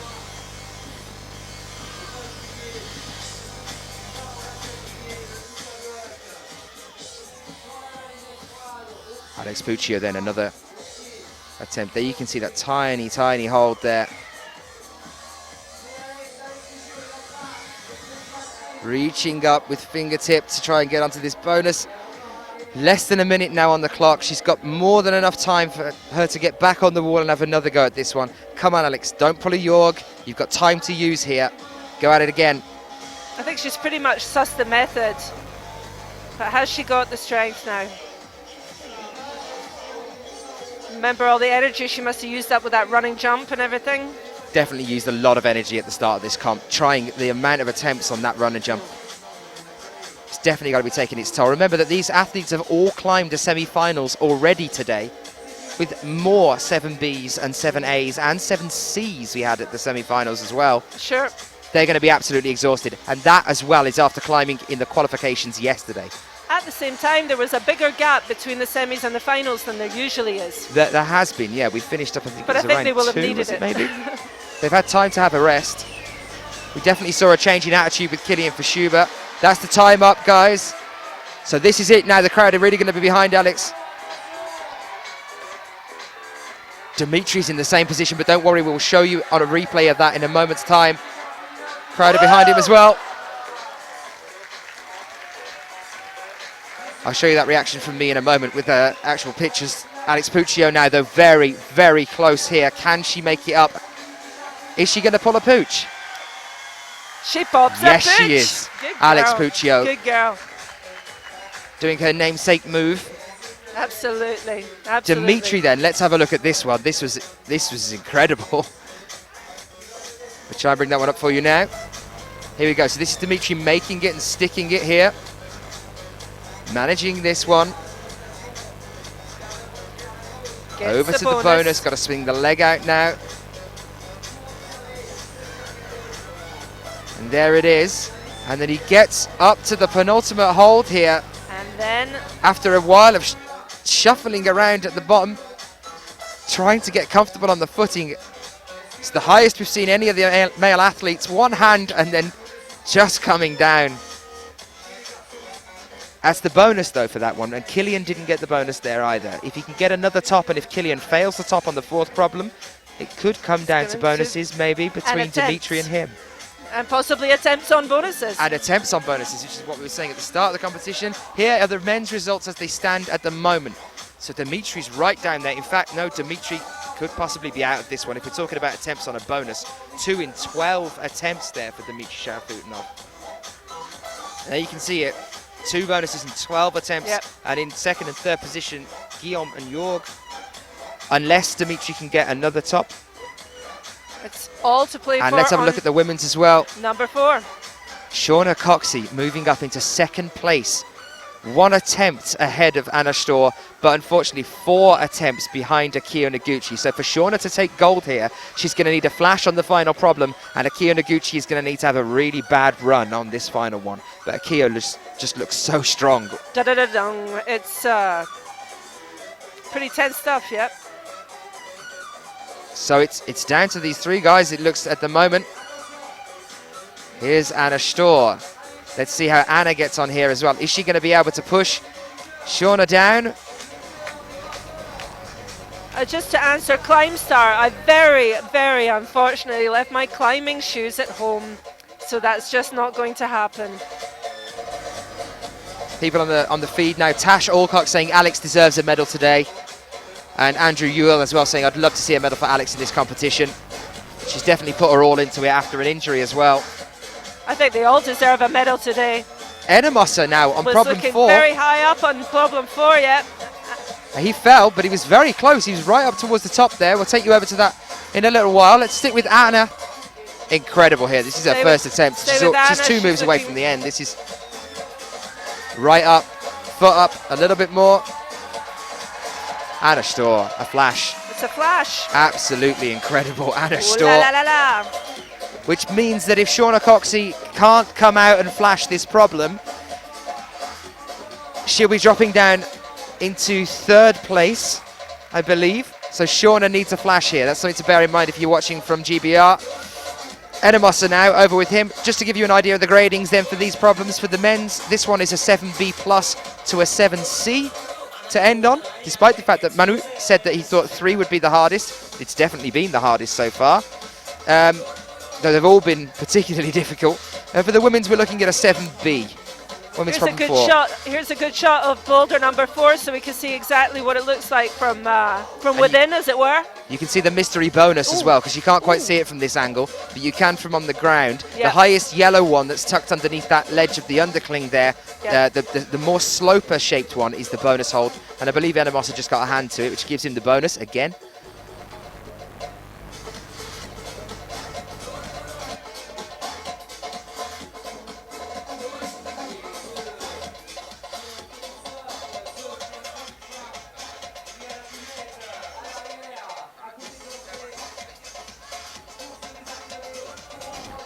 There you can see the big scoreboard in the background. It's just going out of focus now, but gives you the up-to-date situation. Lucas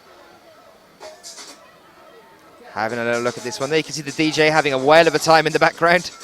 It's been pretty good, I think, the music. It's been definitely keeping the atmosphere up here. Absolutely. So this undercling to start then, and then moving up along the edges. Walking the feet a little bit.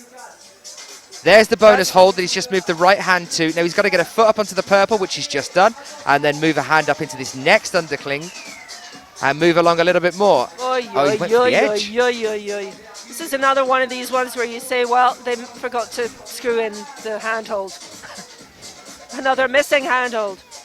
Absolutely. Well, you know, economic downturn, we have to make economies where we can. We just forgot to put the handholds on the wall. I definitely think once you get up onto that higher volume, it's all about getting underneath it as opposed to reaching round. And I think that might have been ENNEMOSER just trying something different with the meter. But as you can see, the clock's here for you. 30 seconds left on that one. I don't know whether ENNEMOSER's noticed it yet or not.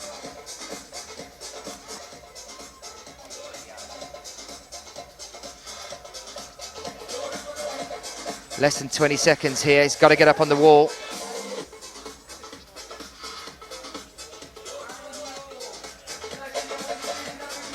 Here we are.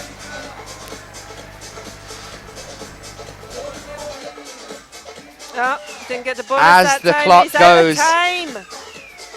So unfortunate. You can see him grabbing his head there. Oh, ENNEMOSER all the way through this competition. Bonuses, bonuses, bonuses, but tops just Top few and one. far between. Top the Only first one one, and top that for was him. it. Oh, yeah, he did the first one in Flash 10 the first seconds. one. Yeah. Seems like ages ago. Incredible. So, next athlete to come out and join us is going to be Kilian, and it does come down to this. Now, if he doesn't get a top here, it just blows the men's medals positions in the podium wide open, leaving a huge opportunity for anyone else to get another top in there, and it could come down to some bonuses between the top 3, definitely. What do you think, Sheila? I think the crowd's going to go mental if he doesn't get this. ENNEMOSER did this one particularly well, I think. On the first attempt, getting right up there. You know, they're on the same team. They've been kind of almost showing us the same performance. Well, they did at the start of this competition on one. They were both flash problem one within about 10 or 15 seconds. That's right. Kilian's definitely got his brain in gear on this one. It doesn't seem to be a kind of problem that I would normally expect Kilian to struggle on.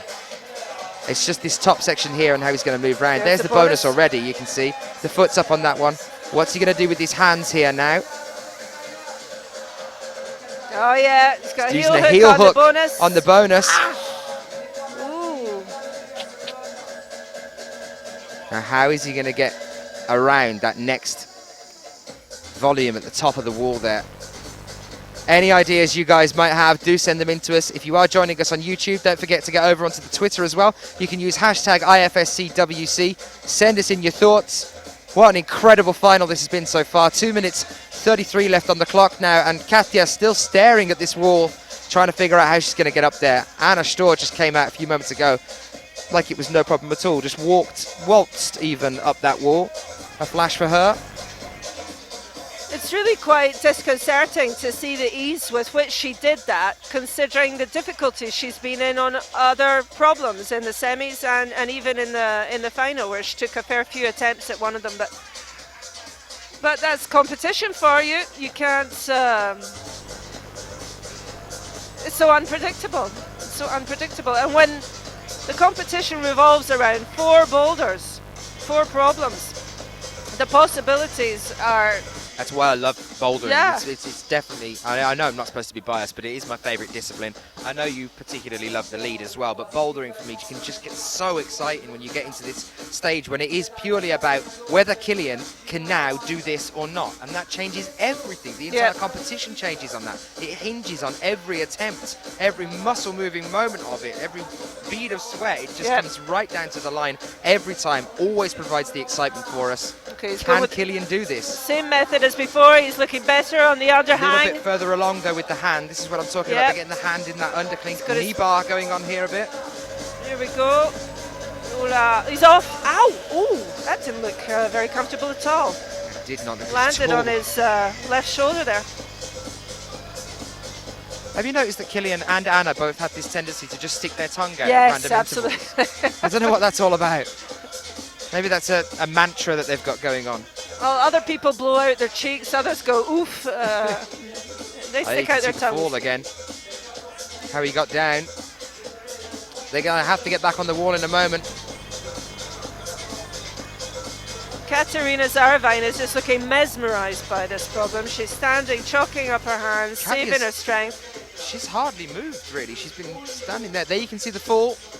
I'm not entirely sure what happened. It just kind of looks like he lets go. His foot didn't slip. He's getting the crowd to get behind him. Kind of like Anna does as well. Here's Katharina off the ground. Manages to stick here. No. And there's only 8 seconds, 7. She needs to get her feet off the floor. Last attempt for Kilian. If he gets this, it's in the bag. If he misses it, it's all wide open. He's using the knee bar again. How is he going to move along here? Come on.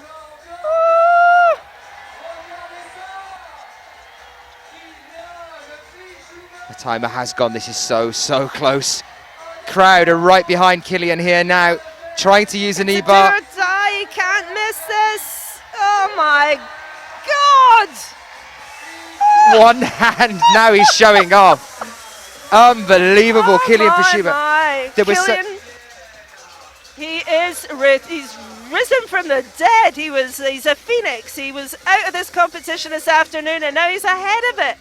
It looked so on edge there as he was moving up into that undercling, just at the moment just before he reached out for this one.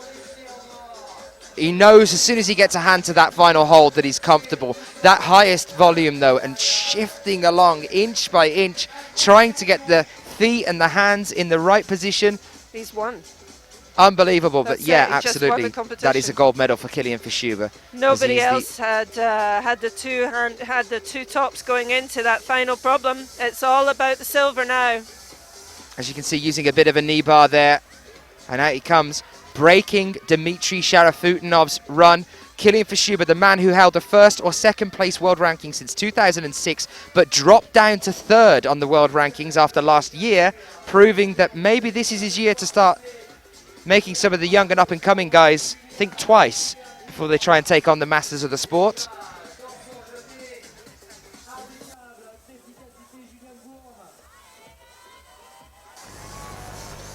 Okay, I said it's all about the silver medal position, and there's no prizes for guessing who the crowd wants to get there.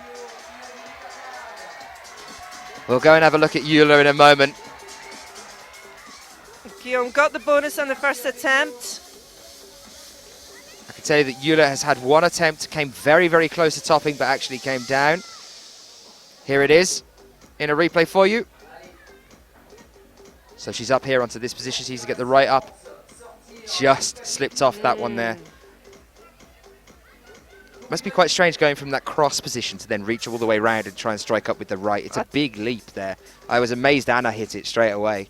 I think we're past strange in this final, don't you, Dan? Twilight zone. So Guillaume's having a little think, a little breather before he has another go. He was looking good up to the bonus.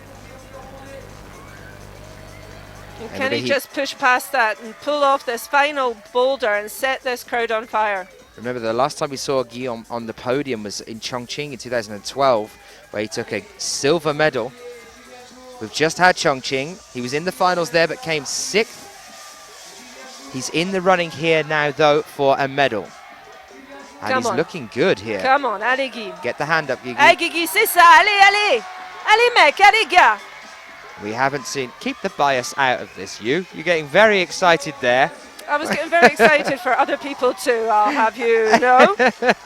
Come on. Come on. Guigui now starting to move across. Got to get a hand underneath here, or otherwise he's going to come off. It seems to be... Well, we've seen every athlete go for that higher volume by reaching to the side first instead of going underneath. Seems to be instinctual to want to go above it and try and do that wide reach for it instead of itching along. There's a little bird in my ear saying, you know, Dan seems to know so much about the theory, you should have a go, you know, and it's funny, somebody said that on the Twitter thing, and tragically, I've left my climbing shoes at home. It's just not possible. Anyone in GB watching this now, I can manage about a V3. That's it. So don't get your hopes up for that one. If you want to see us attempt a speed wall, get yourself onto YouTube and have a look at the speed climbing attempts of myself and Mike. We managed halfway up the wall in a staggering 1 minute 30 seconds, 96 seconds. Unbelievable. Well, I mean, you know look what? at that speed. I did the speed wall, and I did it in 1:55. What's the world record again, Sheila? It's a lot less than that. 5 seconds 88 for the men. For the men. It's 7 for the women. Anyway, there's definitely some kind of conspiracy going on, because my daughter Sophie's standing to the other side of Dan and she's going, Mum, your shoes are in the car. Get up there. Just go and push Guillaume off. 10 seconds. Here we go. People. It's not going to happen. But this is it, Sheila. This is where it gets exciting now. This is his last climb of the competition. This is the difference for him between a medal and not medaling. That's the alarm going off. Although there's a counter coming down on your screen now, that's the alarm gone. Look at the his time has gone. Mick. If he can't do it now, and he's still using that side grip, considering what to do with his feet here, really shaky. What's he going to do from here? Tried to go for it. Definitely had a decent stab, but it's not. I'll say this for Guillaume, he always goes for it. He has some of the most interesting and bizarre falls I've ever seen. He did like backflip gambols in Chongqing, and we've seen a couple here as well. He always put everything into that leap. Euler WURM, unfortunately, didn't top there either.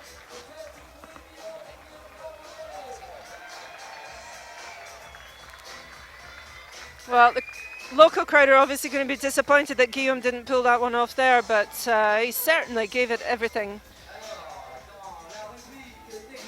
So this was the last attempt from Euler when she came out a moment ago. Just before we get back to the action in our next athletes come out. Well, here we go, WURM.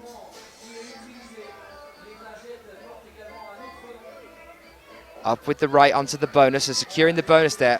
Going for a foot first without going for the reach under with the left hand. She's trying to swap hands here by the look of things. She's matching on the bonus.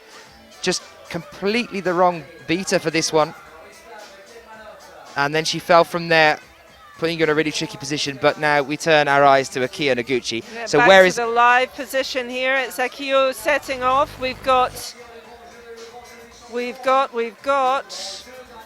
Where's the excitement lying on Rustam this one? on the men's, and he's just come off about halfway up. I think he may have had the bonus, but I'm looking at the back of the problem from where we're sitting. Well, let's have a look at. Let's have a look here now at exactly where the excitement still lies in the competition. Obviously, we're with Rustam GELMANOV now on the screen, his last climb, but we're not going to be seeing a medal from Rustam this time. He's the only male athlete to have not made a single top so far in this competition. We're not sure what's happening here. He is our world rank #1, and he's really, really struggling in this final. So let's hope that he gets a top here at the end. That could change some things for him. The excitement, I can tell you, lying with the women's at the moment is between Anna and Akiyo and Shauna here. Now, if Akiyo doesn't manage to top on the final problem, then it will be Anna who stands a chance of taking the gold. And we could see the golden couple taking both medals here. And then, of course, Shauna as well. So we need to see a top from Akiyo. She just came off, though. There's still time. Rustam straight away using. Good. He's going to get there. This is exactly how the beater should be for problem 4. And he's got it straight away. Oh. Incredible. I think that was a flash. At least. No, second go. Second go. I do apologise. At least then Rustam has shown us exactly why he is world ranked #1. Not sure what happened with him then. He must have had a really tough time of it today, but incredible finish for him. Well, thank goodness he got one. It would have been such a shame for him to go home completely empty-handed. He must be very frustrated not to have done better on those other runs. Akiyo's got the bonus, thinking about doing a crossover underneath that disc. No, she does a... This is, again, not what's intended on this one. We see people trying different things all the time, but... That's the way that Yula was trying it, and it's exactly the way to fall we've seen on this one. It's the right hand on the bonus, left hand reaching underneath to take the next one. Before you then sort your feet out on some of the plates that are underneath it in pink, you can see there. And then it's the right hand up to the green and left hand up to finish. We saw Anna STÖHR do it earlier in a flash, straight away come out, do the perfect way of doing it, showing us exactly how the route works. And with less than a minute, if Akiyo Noguchi cannot do this, it's going to drop her down into 3rd place if Shauna is able to complete it in however many attempts. Yeah, but Akiyo did try to do the crossover under the disc and then thought against it, thought better of it. And remember, coming into the 4th problem, though, Akiyo was in 1st. This shows you how much it can change here. It's keeping it exciting right down to the last. We've had this turnaround all of a sudden, and now Akiyo Noguchi with 20 seconds. Has to do it this time. Right. This is it, guys. This is the final attempt for Akiyo Noguchi. The difference between a gold medal and potentially a bronze. She's made the little dyno over to the side now. Heel hook on the green. Which hand is she going to go for on this one? There's the alarm. Time is definitely up now. Right hand there. What's she going to do from here? She's trying it again. She's moving the hands across. And if she's she does done this, it'll be amazing. Oh, come on. She's managed to hold it. This could be it. She's managing to stick it. Oh, unbelievable. No. That has just dropped Akiyo Noguchi down to at least silver medal. She's lost out on a chance at gold now, as Anna STÖHR has topped all 4 problems here in the final, which means that the door is wide open now as we move on to our next climber for Shauna COXSEY to come out and take the silver away from Akiyo Noguchi. And potentially, guys, if Shauna can do this in a flash, Shauna takes gold here. Remember, she's ahead of Anna STÖHR in attempts. Anna STÖHR was behind her by 1 attempt. If Shauna can flash this, as Anna flashed it as well, it's no longer that they're playing for second and third place, they're now playing for first and second. This could potentially be Shauna COXSEY's very first gold medal on an IFSC World Cup circuit. Are you going to cry? I'm rather excited, I'll give you that. So am I. Unbelievable to bring it down to this now. Who would have bet on this? Who would have bet on this? Seriously, this is...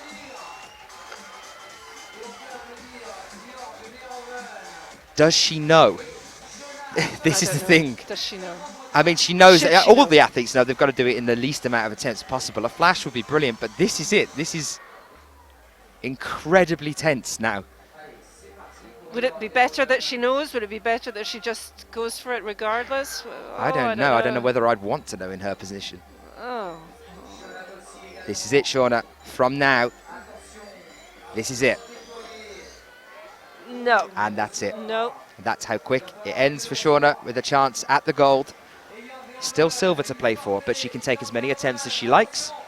If she can get 4 tops, Anna now secures, I believe, the gold medal. In fact, and then it goes to countback. I think if she gets Sheila's this, making a really she's, interesting point. It happens. Now, hang on. Anna was the lowest to qualify from the semi-finals into the finals. Shauna has another chance. If Shauna can do it this time, she will be level, equal with Anna in terms of attempts. On this final. And due to countback, oh no, such a shame. But due to countback, what I was saying is that would then mean that as she qualified higher than Anna, Shauna would also then still take the gold. But that's 2 attempts for Shauna now at a relatively small dyno. Unfortunately, just not being able to stick it. If she can top, though, there is still the silver medal to take here. Absolutely. So still more to play for, but what a shame there for Shauna. She obviously doesn't know. No, I don't think she does. Oh, there's my mate Sam down the bottom there taking the photos. Come on, Shauna. Yeah, she And sticks she makes it. it this time. 3rd time lucky. Such a shame she couldn't manage to do it on the first 2, though. It would have been a gold for her. Well, she still needs to get to the top of it, though. Come on. Jorg is still struggling on 4, just to let you guys know. Not managing to get up there yet. We'll give you a glimpse of him in a moment. Wanted to keep eyes on where That is we the might way have a Shauna, potential she's goal. doing it the way that She's doing the right Anna beater. did it. Yep. And she And manages that, to top. I That believe, secures is silver for Shauna. Shauna COXSEY a Brilliant. silver medal here. Unbelievable, fantastic for her. But I need to go and interview now. I need to go and talk to her about whether she knew or not that if she'd done it in 1 less attempt, it would have been a first gold. Such a shame. Jorg Verhoeven. Don't worry, guys, we will get the interviews. I'll go off on a rampage a It little bit leaves later. room for improvement throughout the season. She can move up into the gold position at the next one. Sorry, should I say that one again? I said, why do your best stuff at the start of the season? She's got room Absolutely, to move up. more than enough room to move grow. up. Remember that this is Shauna's 2nd year on the IFSC senior circuit as well, and she did come 3rd overall in the year last year, despite having that broken leg. She's back. She's definitely looking strong. She did take the gold at the Climbing Works International Festival. She did. Just recently. It was the pre-event before we started the IFSC circuit. 17 absolutely seconds for incredible. Jorg. He's going to give it another go, but it'll be his last one, I believe. Jorg needs to get off the ground here on this one. Only 1 top so far for him. Could this put him in a standing if he manages to stop to top as he is off the ground now? Could put him in a standing for silver possibly.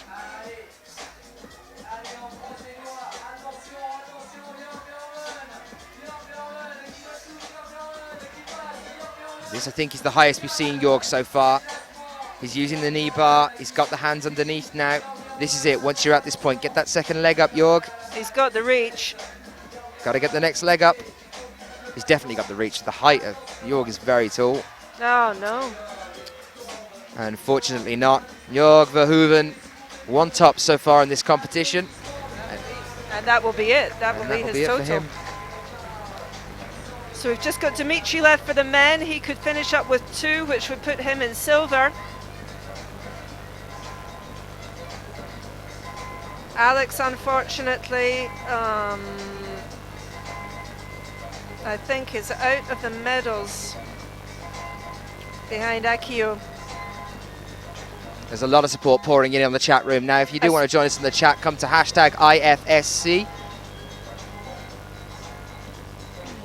And you can join us on the Twitter feed there as well. A lot of support coming in for Shauna, just saying, you know, take silver in the World Cup. Yeah, go Team GB. Well done, Shauna. What a beast, doing GB proud.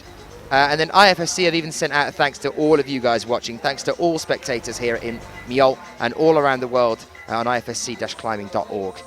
Thank you for being with us. Dmitrii then. Yep. We're going to stick with Dmitrii for a moment. I'm looking for something spectacular here. I think he's a showman. He'll pull something off here.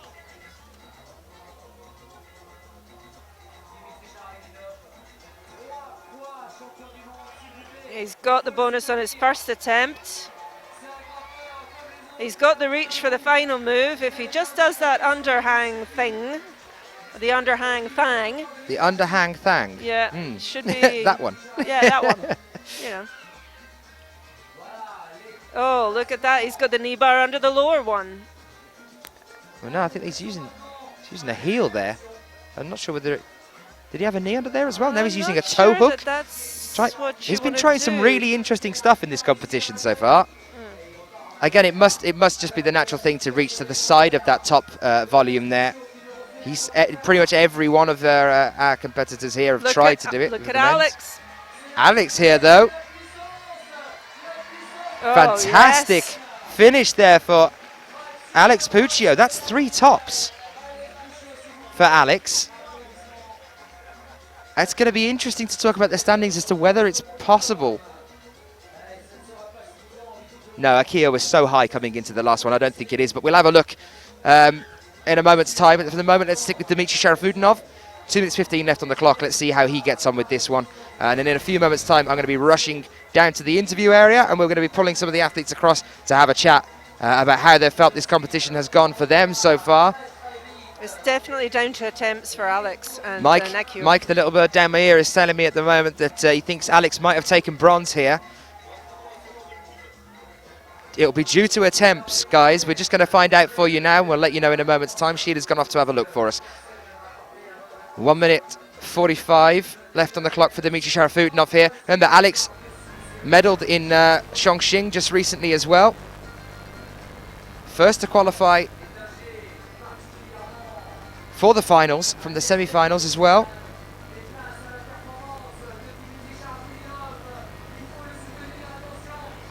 I believe there was that brief moment Ian McKenzie's just sent in as well, saying if Alex flashes, it could go to count back for 3rd place.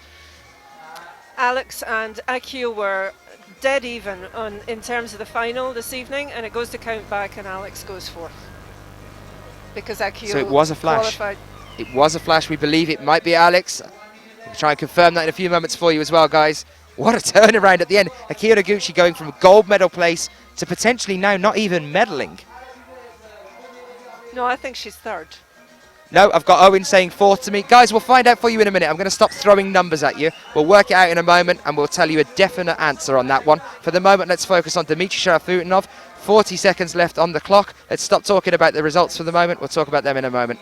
Dmitrii here now moving up. He's got the bonus already. He started to move across into that second undercling a little bit higher, but he was going round with the right hand instead of getting underneath it. A slip. 25 seconds. Come on, Dmitrii. I want to see him do this because I'm sure he's going to do it in style. And it'll be a great hanging way upside to go down out. from a knee bar. Kind of thing, but like he did earlier. No, I've done that already. That's the first time I've ever seen Dmitrii turn around to a crowd and ask for some support. You know, he's the universal man. He's the Iron Duke of climbing. Come on. Asking for support.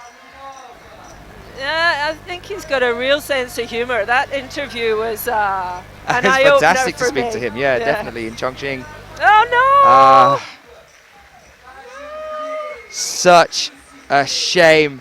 Dmitrii SHARAFUDINOV right at that last moment. You can see the disappointment as well with him. Well, just as well I Which- didn't bet the house on him, which I was prepared to do before this final, having seen what he did earlier in the day and what he did yesterday. Well, that's really going to play with what exactly is going on with our medals here. I mean, it's basically Kilian with the gold, but then all of our other athletes only have one top, which means it's going to come down to attempts It's a and possibly even to nightmare. count back for medals. It's a nightmare. This is what we're looking at now for women's, guys. This is as it stands. So we're going to get you some confirmations now. This is from the IFSC as it stands at present.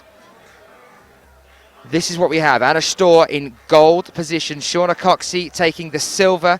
Akiyo Noguchi in third place at the moment, and it's looking like it's going to come down to the bonuses that Akiyo Noguchi has 4 and Alex PUCCIO only has 3, and I bet you that'll be that first problem where Anna, it will be that first problem, in fact, because Alex has 3 tops, so it's the first problem that Alex hasn't managed to get that bonus for. That looks like it could be taking a medal away from her, because she would have then done it in 3 and 8 potentially. But Akiyo would have had her on, oh no, because she qualified first for the final, Alex. Alex did, yes, so that, as it would have that's gone to that countback, would have first put her in problem, third, which is what we thought might have been happening, but such a shame. It looks like Alex is not going to be medaling here. This is the men's. Jorg Verhoeven at the moment, due to attempts on a bonus, and the fact that there's a 3 difference here. Guillaume Mondet with a silver medal, and Kilian FISCHHUBER 3 tops in 9 attempts, 3 bonuses in 5. Then we knew Kilian had got the gold. Remember, guys, all these results have a 20-minute appeal window until they are finalised. So these are just the provisional results that we get up on the website. I will get them all confirmed for you. You can keep watching on the website until they are confirmed. I'm going to go and try and find some guys now. We're going to have an interview with some of these guys. I'm going to leave you with some highlights of the shot so far. Have a little look at this.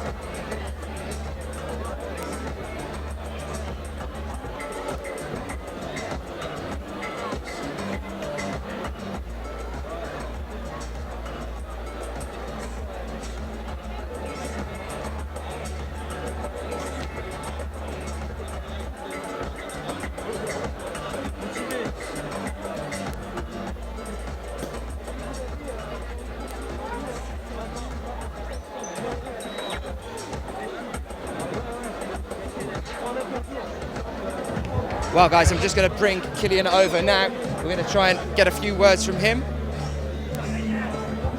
Kilian's going to come and have a chat for us in a moment. We've got a bit of an issue with moving some walls around here. We're going to try and bring him over for you now and have a talk to our gold medalist. He's coming across for us now. Kilian. Hello. Hello, Kilian. Absolutely incredible. All the way through that final, what an amazing turnaround all the way through it. How are you feeling? I feel totally amazed. It was surprising. It was really great. It was one of my toughest fights I've ever had, and I'm so glad I could make it to the first place. It was really a battle. All the way through, I mean, what do you think about the routes and the settings that's been done here with the problems for you? Is it nice to be challenged out in that way, or is it kind of like tough for you? Yeah. It's nice to be challenged, but through qualifiers to semifinals and finals, there was one boulder where I couldn't do one move. Like here you saw me on boulder number 3, I couldn't even start. That was a little bit depressing, but on the other boulders I could always climb and make progress, and I got better and better, and that's the way I like to climb. Okay, so for you, which was the most difficult problem here for you today? Which is the one that stumped you all the way along? Yeah, obviously number 3 I couldn't do the first move, but the hardest fight I had on the last one, because I knew if the others will do it in a few tries, they could still be ahead of me. So I gave all I had, and yeah, it was really tough. Tried to limit the amount of attempts there at the end. That final push, you were just switching the feet along there. What's going through your mind at that point when you know that you've got to hold on once the 4 minutes have gone? You focus on every move you do. You don't think about falling or failing or winning. You have to push that out of your head. You just have to move and keep moving, and only when you have the last hold with 2 hands, you can think about winning or losing. Well, you got the last hold with 1 hand, just. You span right to the crowd and let them know how pleased it was for you. Kilian, absolutely incredible. Congratulations on the first gold medal of the season. Thank you very much. Kilian, Thank you. Thank you for talking to us. Fantastic to talk to Kilian there for just a brief moment. I'm going to try and bring over Anna. She's coming over to us now as well. That was quick. I didn't even have to come and get you. That was amazing. How are you feeling? Yeah, I feel really overwhelmed. I mean, I had a lot of luck too. Only 1 try, which separates Shauna and me, but I really fought hard for it, and I'm super happy again. Did you have any idea of what the standings were behind the back? This is something I want to ask all the women due to the way that they were, due to the way they were performing when they came out. There was obviously a lot of pressure on all of you, but do you have any idea like how the standings are when you're behind there? Well, of course, you hear the crowd cheer. You know how many minutes have passed. So I knew that Akiyo and Shauna had 3 blocks as well. But I just thought, well, I want to do the 4th one, and then I did it, and I was happy with that. So how are you feeling? This is another gold for you this season after Chongqing. How are you feeling after taking the gold here now? Yeah, it's quite crazy. I can't realize it yet, but yeah, I feel great. I mean, I took the 2nd time the gold medal, and wow. What about for the rest of the season? This is putting you in good stead straight away for the World Cup overall ranking this year. You've gone in for that this year? You want the gold there?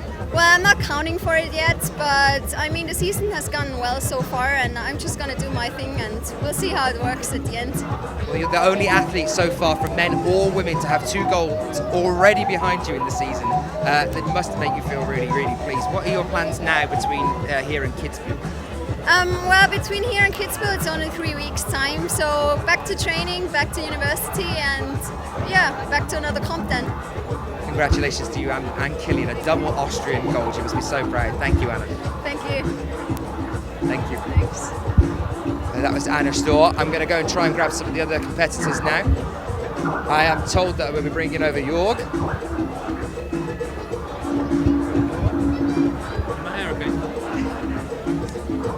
Jorg, what a final. Yeah. Straight from the off. How was it? Crazy final. Hard, incredibly hard. I felt like an idiot actually. Like always jumping off the mattress, landing on the mattress, jumping off the mattress. But yeah, the place is like coming off 3rd, climbing like this is pretty good.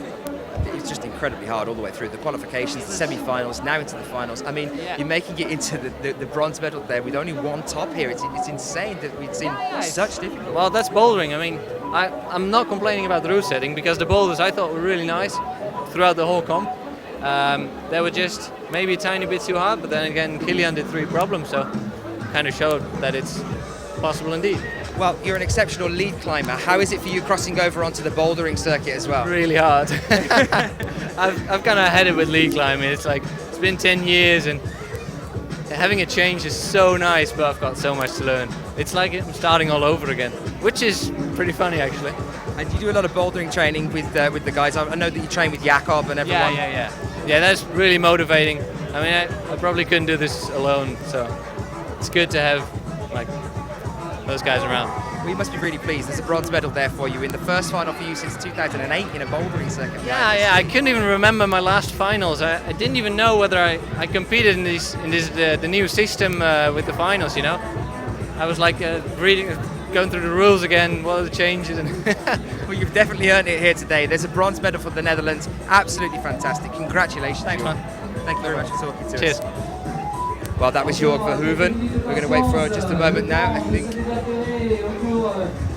Waiting for a few moments now. So the results as they stand, guys, remember as well, we've got Anna STÖHR with 4 tops there in 13 attempts. Shauna COXSEY, 4 tops in 14 attempts. And then Akiyo Noguchi with 3 tops there in 7 attempts, but 4 bonuses. And that's made the difference between PUCCIO and her as well. I believe the athletes are being taken away now from me to go and do the podium position. We've been fighting against trying to let the athletes go to the podium, but they're going to go to do their medals now. I will try to track them down afterwards and bring some more interviews for you if we can, but I'll let you know and keep you posted on that one, unfortunately.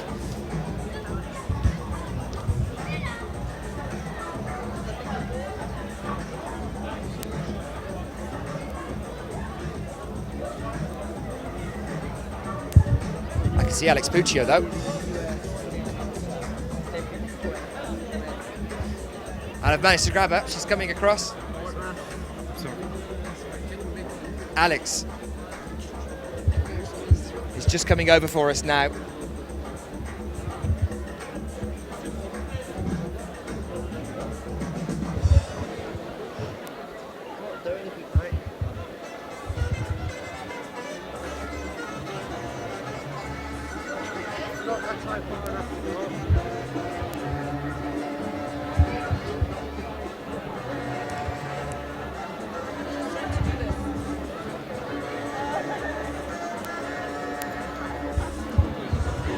Okay, Alex, I wanted to have a brief chat with you. How was that? That was an insane final all the way through.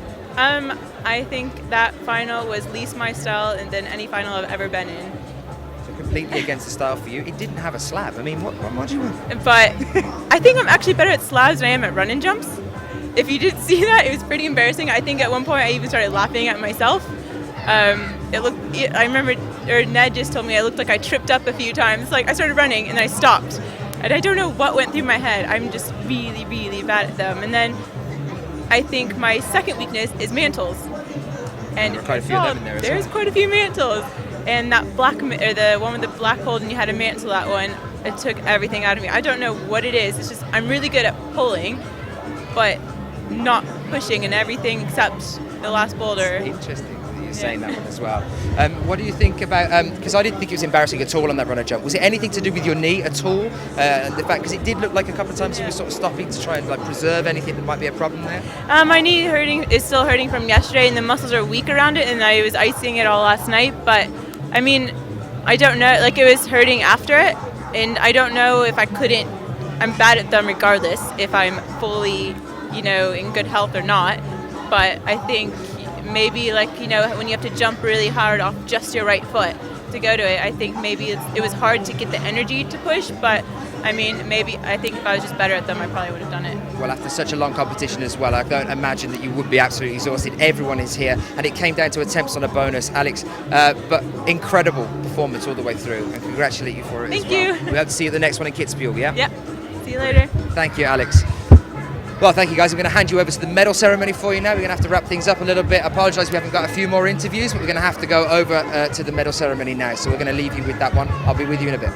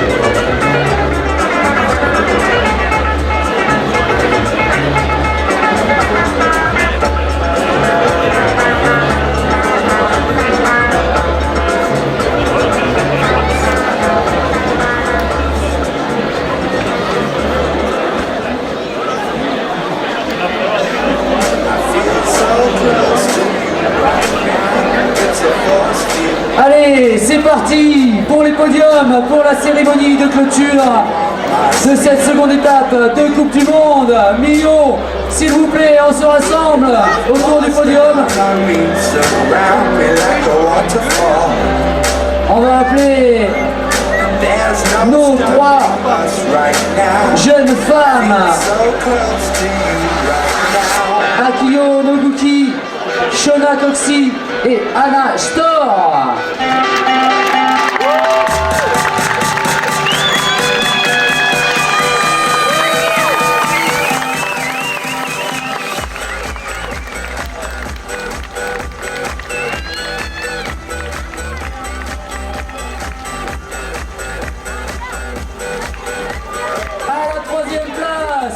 De cette deuxième étape de Coupe du Monde, étape française. Elle nous vient du Japon, Akiyo Noguchi.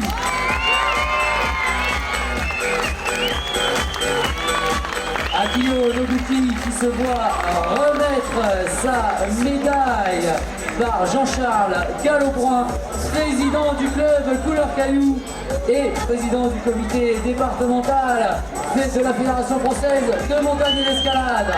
Voilà, bravo Jean-Charles.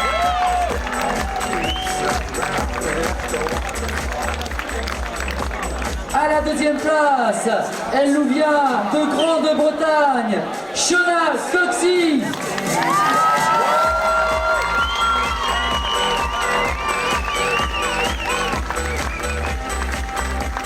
Et nous, avec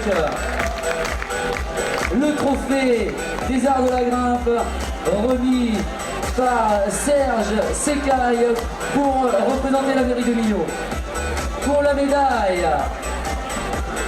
de Shauna COXSEY, le président Pierre Liu de la Fédération française de montagne et d'escalade, Shauna COXSEY.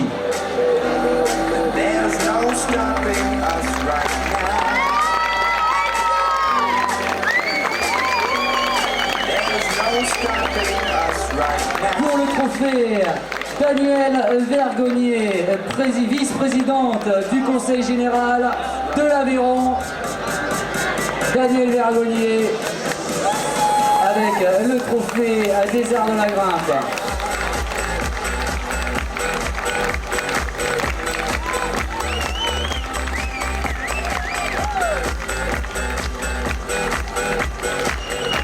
Et alors là, attention, attention, de l'Autriche, s'il vous plaît, on accueille Anna STÖHR.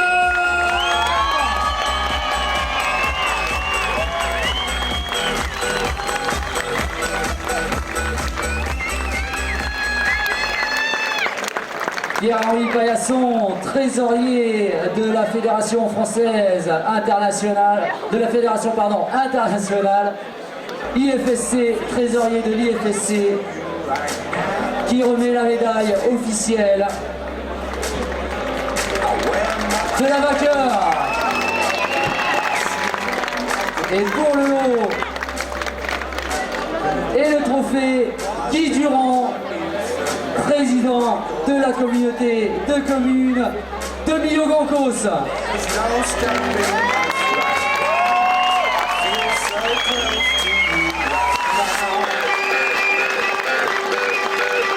Et on va envoyer l'hymne national de l'Autriche.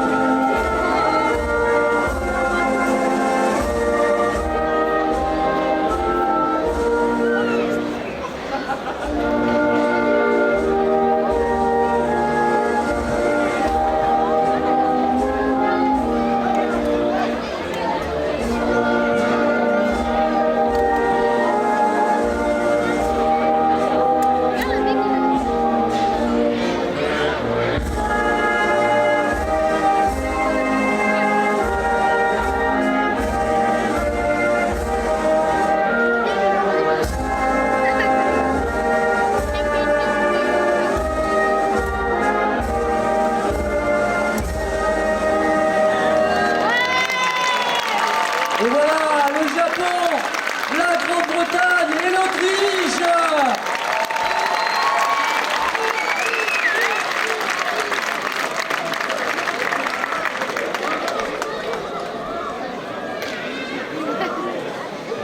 Thank you very much, ladies.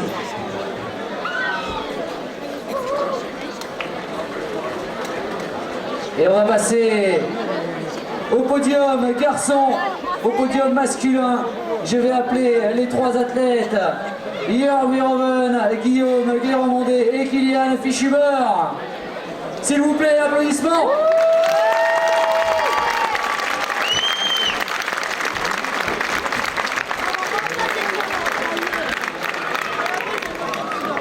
À la troisième place, du Pays-Bas, j'appelle Jorg VERHOEVEN.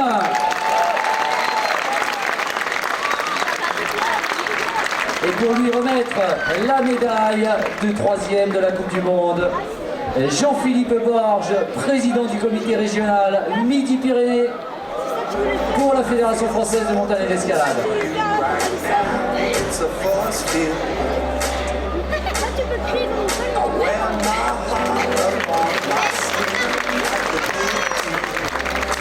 Pour le trophée, Serge Secaille pour représenter la mairie de Millau,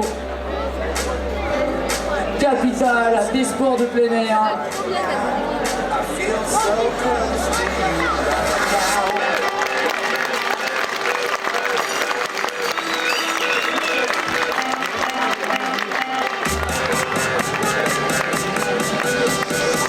Et je vais vous demander, s'il vous plaît, un tonnerre d'applaudissements pour le Français à la seconde place, Guillaume.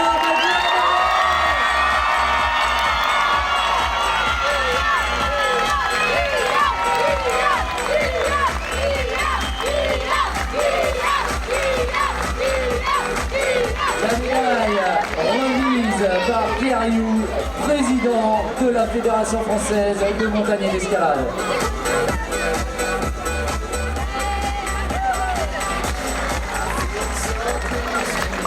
Le trophée sera remis par Danielle Vergonnier, vice-présidente du Conseil général. Conseil général de l'Aveyron.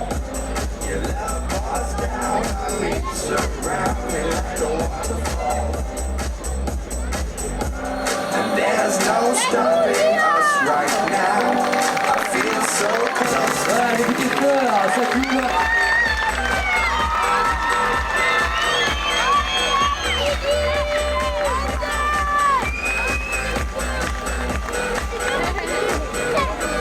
Et encore de l'Autriche, s'il vous plaît, une ovation générale à la première place pour Kilian FISCHHUBER.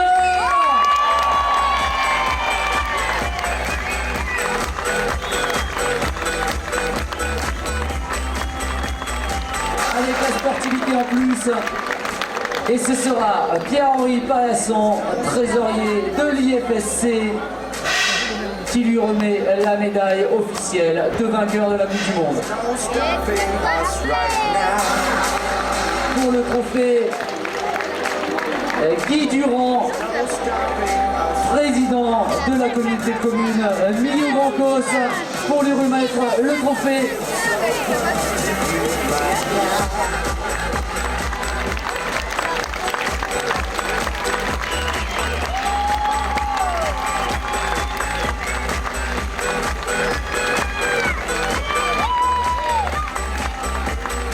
On va accueillir l'hymne national de l'Autriche une nouvelle fois.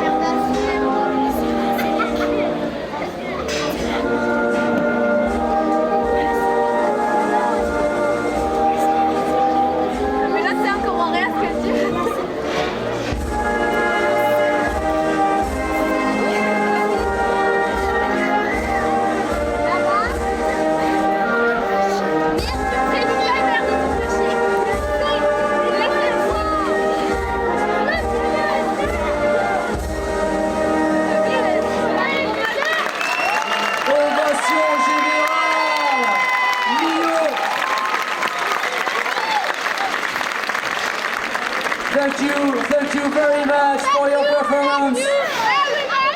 C'était vraiment une très belle Coupe du Monde qu'on va pouvoir clore maintenant et célébrer autour du repas de l'amitié, autour d'un verre de l'amitié et autour d'une soirée avec DJ Cage, DJ Lafouche, DJ Grand Fred. Ça gagne à son système tout à l'heure, un peu plus tard en soirée.